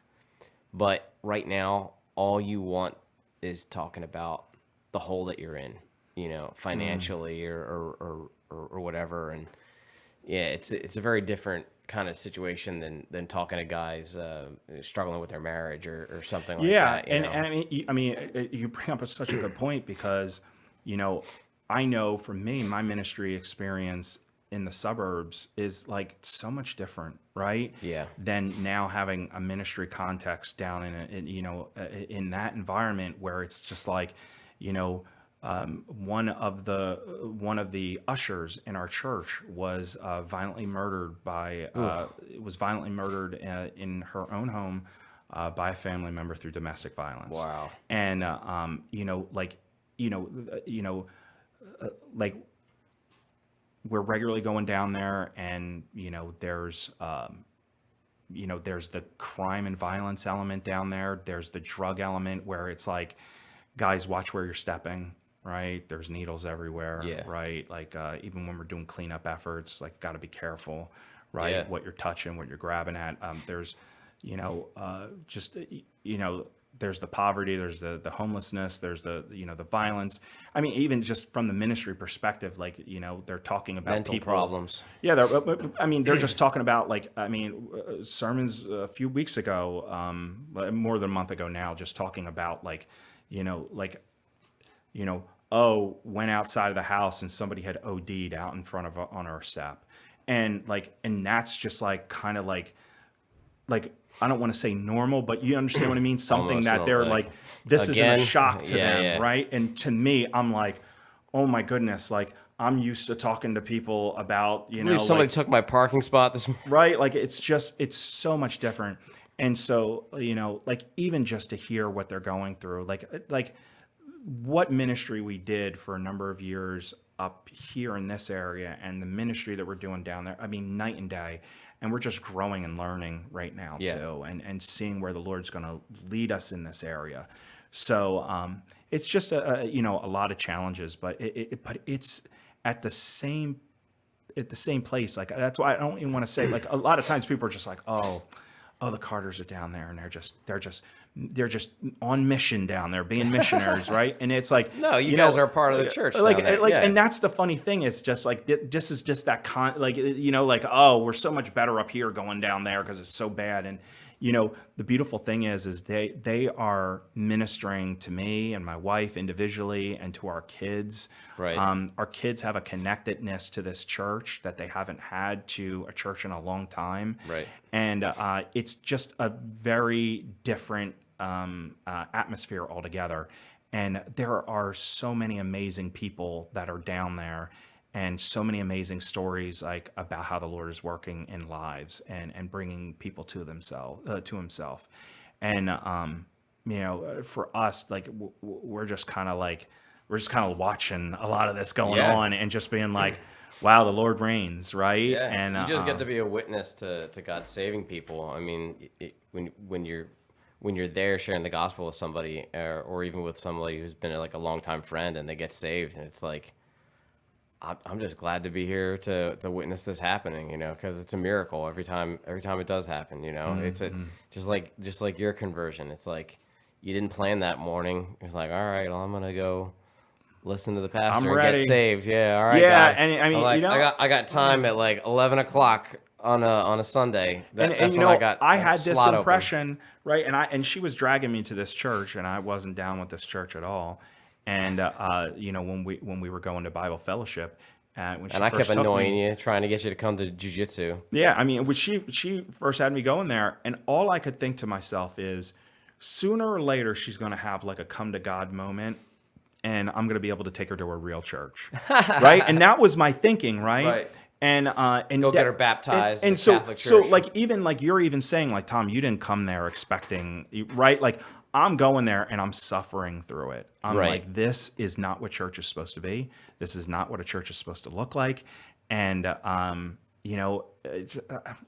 mean, talk about a fool. Like we're really like God shows up everywhere and works in amazing ways, revealing Himself in places nobody would expect, and through the hearts of people that people wouldn't expect or even realize. And so, yeah, I mean, in my faith journey now, I've saved since 2009. Like there have been so many people that in ministry have shepherded my heart, like you being one of them, have encouraged me along in the faith. And there are some like people that are more drawn towards like the evangelistic outreach, right? Like you're doing a lot of outreach, right? And I would always affectionately like term a lot of this stuff as in reach, right? Like, so there's always like this aspect that I've been connected to in like building up and encouraging the body. Right, right. And That's and saying discipleship. like, Yeah. right. Like, and even saying like, nothing, is missed, right? Galatians 6:9, where it talks about like, just keep working and that harvest is going to come, right? Like it's going to reap a good harvest in due time, and just, like keep persevering, right? Persevere to the end, even when it looks bleak. And right, because like we've got people doing ministry everywhere, and we're all human, so we feel weak at times, right? Like we feel like sometimes like this is why we have Psalms, right? Teach We're us how gonna to do it in cry our out to flesh. God, We're gonna get weak. right? I mean, we cry out to God for understanding where you are, to strengthen us. I mean, there even been some times in the recent past, with everything going on in the last year and a half, there have been some times where I've taken a pause and I've been like, God, where are you? The wicked are prospering all around me. Yeah. They're surrounding me. Give me one of these moments like Elijah's servant and open my eyes so I can see the flaming chariots between me and the enemy. Like, But because then I'm I feeling stepped like, into the sanctuary of the Lord, and I saw their end. but yeah, They're and like so, chaff. They're blown away. but yeah, I mean, and so like you just, like, and so if I feel like that, right, I know there are other Christians that feel like Yeah. that, right? And so there's this ministry, right? A lot of times we get like, and I don't think it's wrong, right? The Great Commission is super important. Don't hear me saying I'm not doing anything like that, right? But like sometimes it happens, like, and I've experienced it where the church has been forsaken to go out to do something like this, where the church needs still ministry and shepherding, right? Oh, sure. It's Yeah, yeah. easy to forget, right? Yep. The gospel. Like a lot of times we're preaching the gospel to everybody else and not to ourselves. Yeah. Right. I mean, I try to constantly remember, right? Recite the gospel to myself. Even sometimes in its smallest form, I am a great sinner, but I have an even greater Well, Savior. and that's the goal of the church. Ministering to the saints. Feeding us with the gospel. Right. And so I've always seen my place, like, in more of that area. Now being down in that context that I am now, it's even more difficult from an outreach perspective too, Yeah, right? yeah. And also it presents even different, even more unique challenges in that respect. But it doesn't dishearten me, right? Because like I'm encouraged by it, right? Because I don't have full revelation of anything, right? Like I am Yeah. not perfected here on earth, and uh, you know every opportunity I have to grow and learn something more in the service of the Lord is a blessing, Amen. right? Like he's not done with me yet. Like that, like, you know, like a lot of times it's like, oh, you know, I'm just sitting here waiting for the Lord to do something. No, like I'm going out and trying Sure, to yeah. find opportunities that I can go, Lord, I can't do this in my own strength. Can you help me here? Right, I need some help, right? I can't It's always do this. happening right now. Anyway, you know, the Lord's not, you know, waiting for that moment that now's the moment of, you know, spiritual transformation for everybody. You know, it's happening all the time. Everything that we're going through is working toward that process. Let's man, it's been 2 hours. This is the longest I've ever gone. Sorry, I told you I can talk. I'm a storyteller. They're good stories. Let's leave everybody with one good wrestling story. Well, we were going to talk about Viscera. Oh yeah. So man, I got so many good stories, man. What's the one with the chops? The guy that was chopping you? Oh goodness gracious. So there was this one guy. His name is Big Rick Fuller. I don't know if he still wrestles or not. He was this huge monster of a guy. He was in WCW, I think, for a minute. Anyway, I was working this show and I was going over on him. And he was a pretty big dude, and so it was like going to be kind of like one of these things where he slips me over, right? Because he's so much bigger. I was going to kind of roll him up at the end, and so I wasn't really going to do much. It was like this tournament thing, and he was one of the matches in the tournament, I think. And I'm going to work him, and I'm not really doing much, and I'm going over. And so it was one of these things where he's going to be able to shine on me, right? Right. Like do a bunch of his things, and which he didn't do a tremendous amount of things. And so I'm like, okay, he's not going to bury me, right? Because I still got to work some more. Right. But there are certain things that he does. And one of the things I know he does is he does this chop combo in the corner. And, you know, so he does You this weren't a fan of chops to begin so with, right? I despise chops. Yeah. And because they really, really hurt. And I just absolutely despise chops. And so we're talking, and I know he's going to get these chops in. And so and so he says, like, I you know, how about right at the end, I back you in the corner, you know, pow, pow, pow. Like he does this like overhand one, knife edge, overhand. And I'm like, well, like I can't really say no to this dude. I gotta Right. take it. It's gonna be brutal, but I gotta take it. It's like it's right? one thing, right? It's Yeah, one I mean, move. he's only given me a couple moves. Like I can't say no, and I don't even know if I actually could say no to this guy, right? Because he's just like he was a monster. He's huge, right? And so I'm like, okay, so it's right at the end. He goes back me in the corner. This video is actually out there. I saw it not too long ago, like a year or so ago, and I'm like, oh my goodness, that actually looks as bad as I thought it did. So he backs me into the corner, and he hits me with the first one. Pow! And he hits me. And like, mind you, this guy, he was like the Andre the Giant thing where he had like the hand shirt, and it was like your entire body. Right. Was his, he was a big, huge dude. And hits me with this chop, overhand chop. Pow! And everything goes black off of a chop. He chopped. I'm just in the corner. Chop. I can't see Hyperspace. anymore. I can't see anymore. It's just black, right? Like it all of a sudden, like, you know, like somebody turned out the lights, right? Like Right. black. And I went, oh my goodness, that was so painful. Like all I could think to myself was like, that was so bad because I know he's got to do that one the third time, right? This was the first one. Yeah. So he goes overhand, he goes knife edge, and then overhand again. So the first one he goes pow, and I was going, my goodness, I got to get one more of these. Like, what's going to happen, right? Like, I'm already, like, half dead. Like, he chops me, everything goes black. And so my thought was, maybe the knife edge isn't so bad. Maybe the knife edge isn't so bad. And, like, this last one, I don't know how I'm going to be able to deal with it. And this is, mind you, this happened in milliseconds in my brain. So chops me the first time, everything goes black. I can't see anything. I can't see anything, right? And I'm just like, okay, knife edge next. Maybe the knife edge isn't that bad. Hits me with the knife edge. I feel it. No lie. In the back of my throat, I could taste Snickers. like I ate like a Snicker bar, right? And you Right, like are, right. are like stewing around. But you Snickers, didn't eat a and Snicker bar. I hadn't had a Snickers for years. Like this is a point in time where I was like in really good shape and I hadn't He's eaten just a like Snicker bar he's just in like years. taste the rainbow, Tom. Boom. I mean, he chops me, and I taste Snickers in the back of my Right. throat, right? And I don't even remember, like, because mind you, everything's black. I can't see anything. Then I'm tasting Snickers, and I don't it's like even know. you're at Halloween somewhere, I like don't. in another all, late. all another I know place. is I came to like it was a concussion. Like I came to like I had a concussion because I had concussions before. Right. I came to like I had a concussion. I don't know, 5 minutes, 10 minutes after the match, and I was just sitting in the locker room, and I'm like, oh, and like my chest is all bloody, and I'm like, oh, and then Bloody?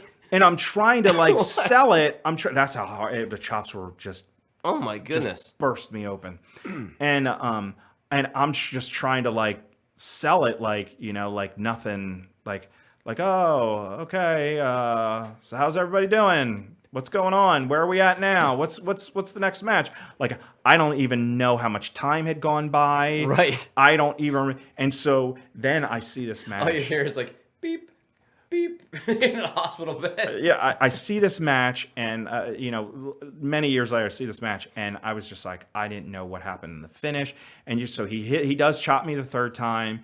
He tries to whip me across the ring. I'm like, you see me like I'm not even running. I'm like spaghetti legs falling all over the place. I like fall into the other corner, and he comes rushing in, and I kind of like don't move, and he kind of like runs in and throws me behind him and rolls himself. It was like a mess. It was a mess.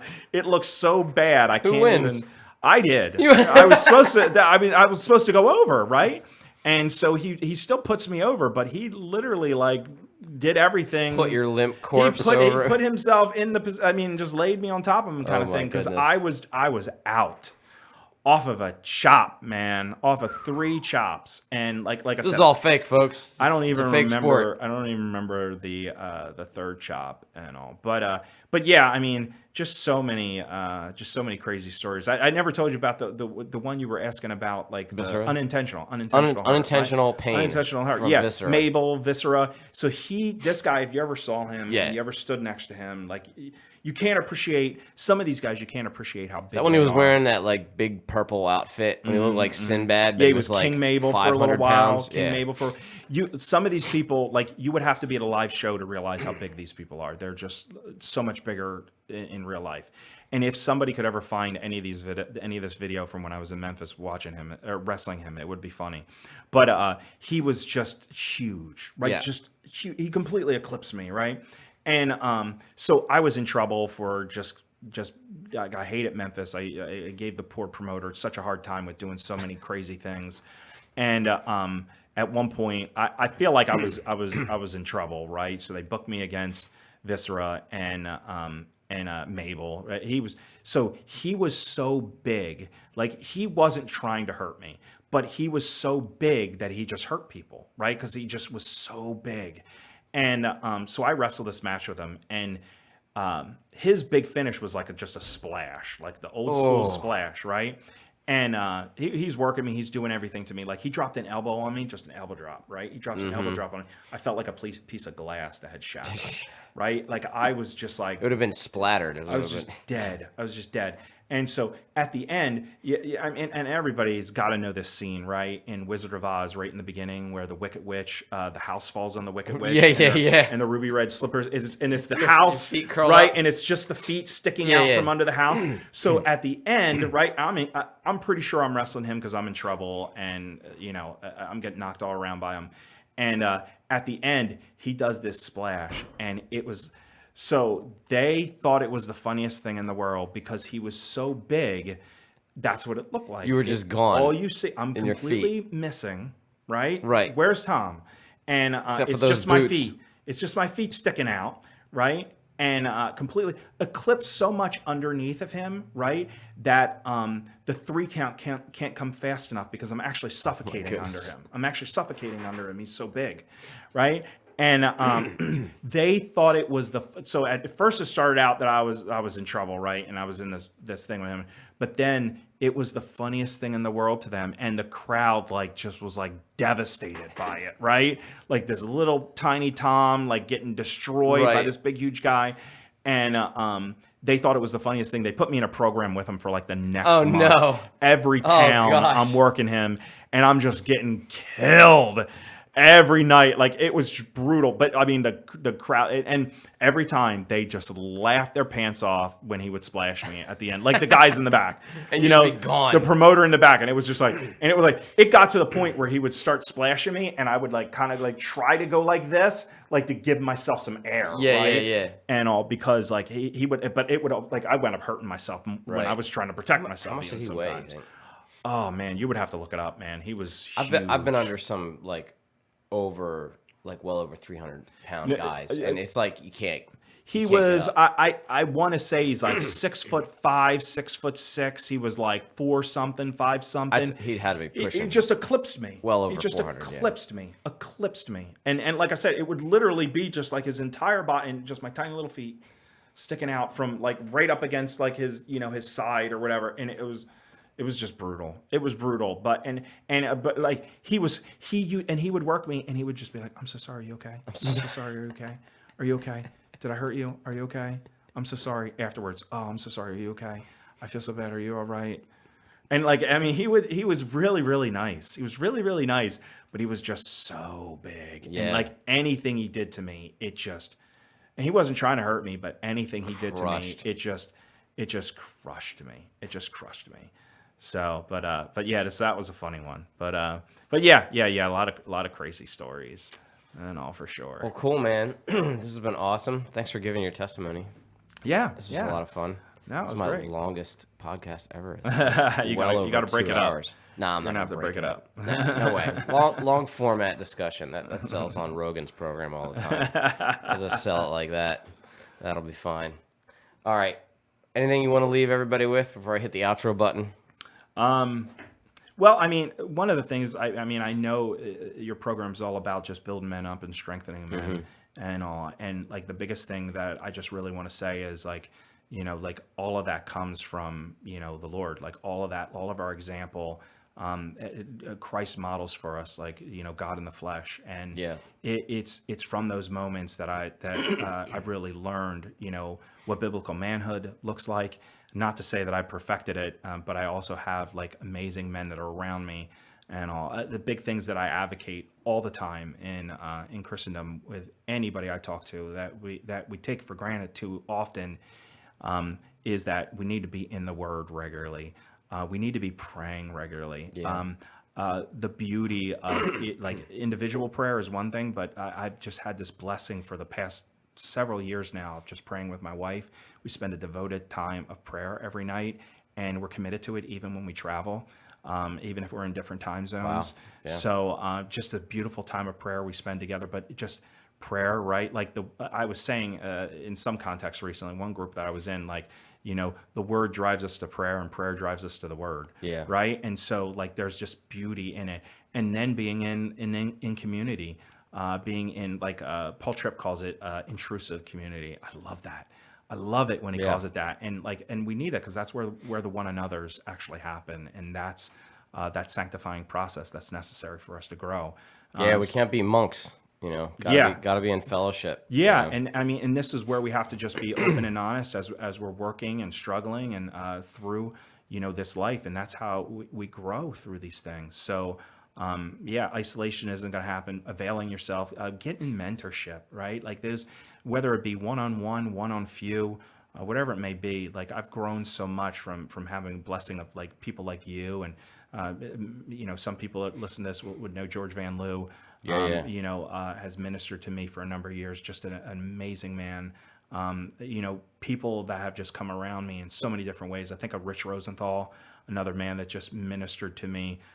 Even Ken Devlin, people like that. Obviously, acknowledging you, but even Tom Allen. So many great people that have come alongside of me. Even people that weren't even probably trying to minister to me.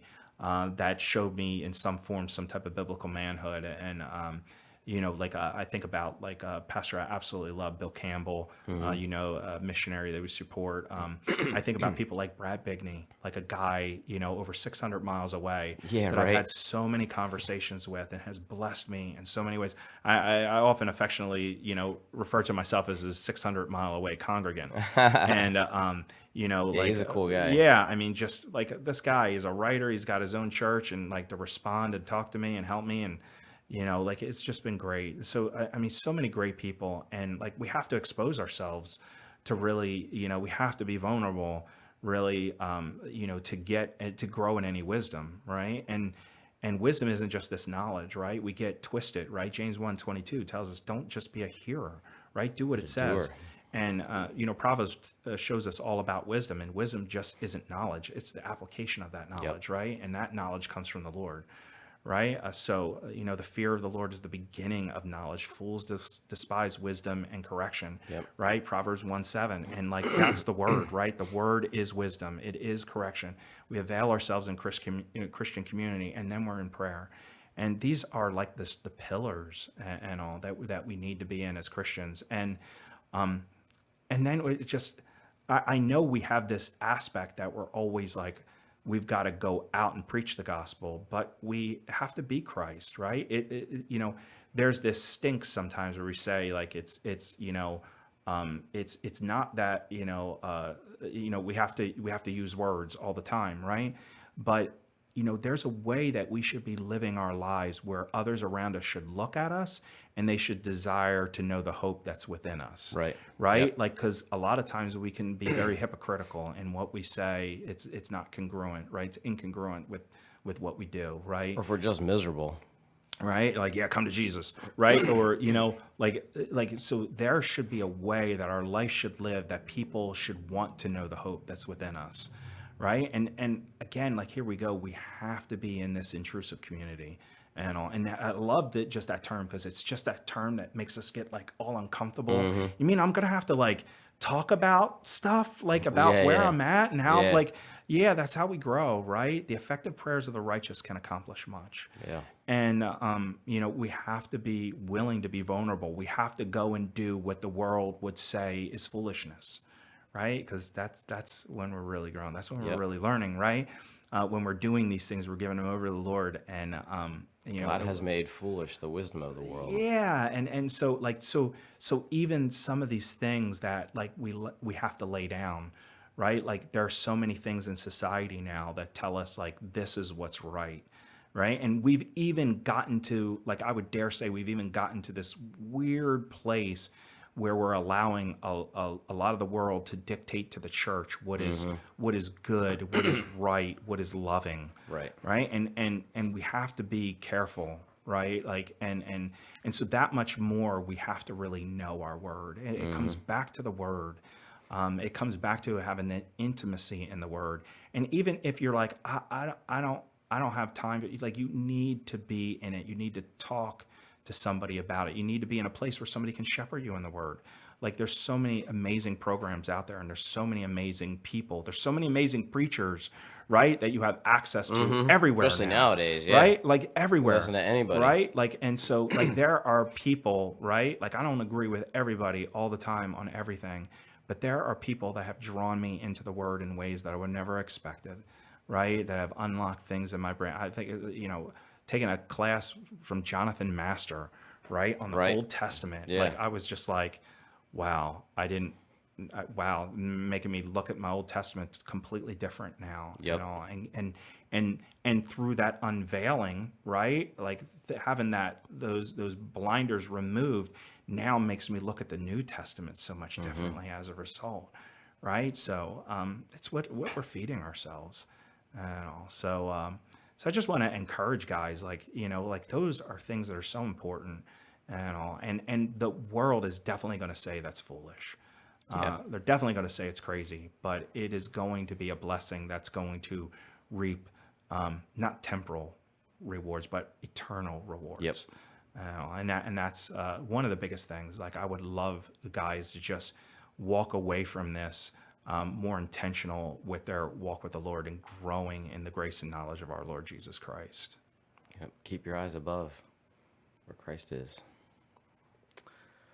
All right, brother. Thank you so much for doing this. I love thanks you. for having me, man. Love you too, bro. Thank you for sharing all that. You know, I tell you, folks, like I can just wind them up and let them go. Just give them a slice of pizza and it'll go on for 2 hours. It's fantastic. All right, I'm gonna hit the outro button and we'll Great, talk thanks. later. Dun, dun.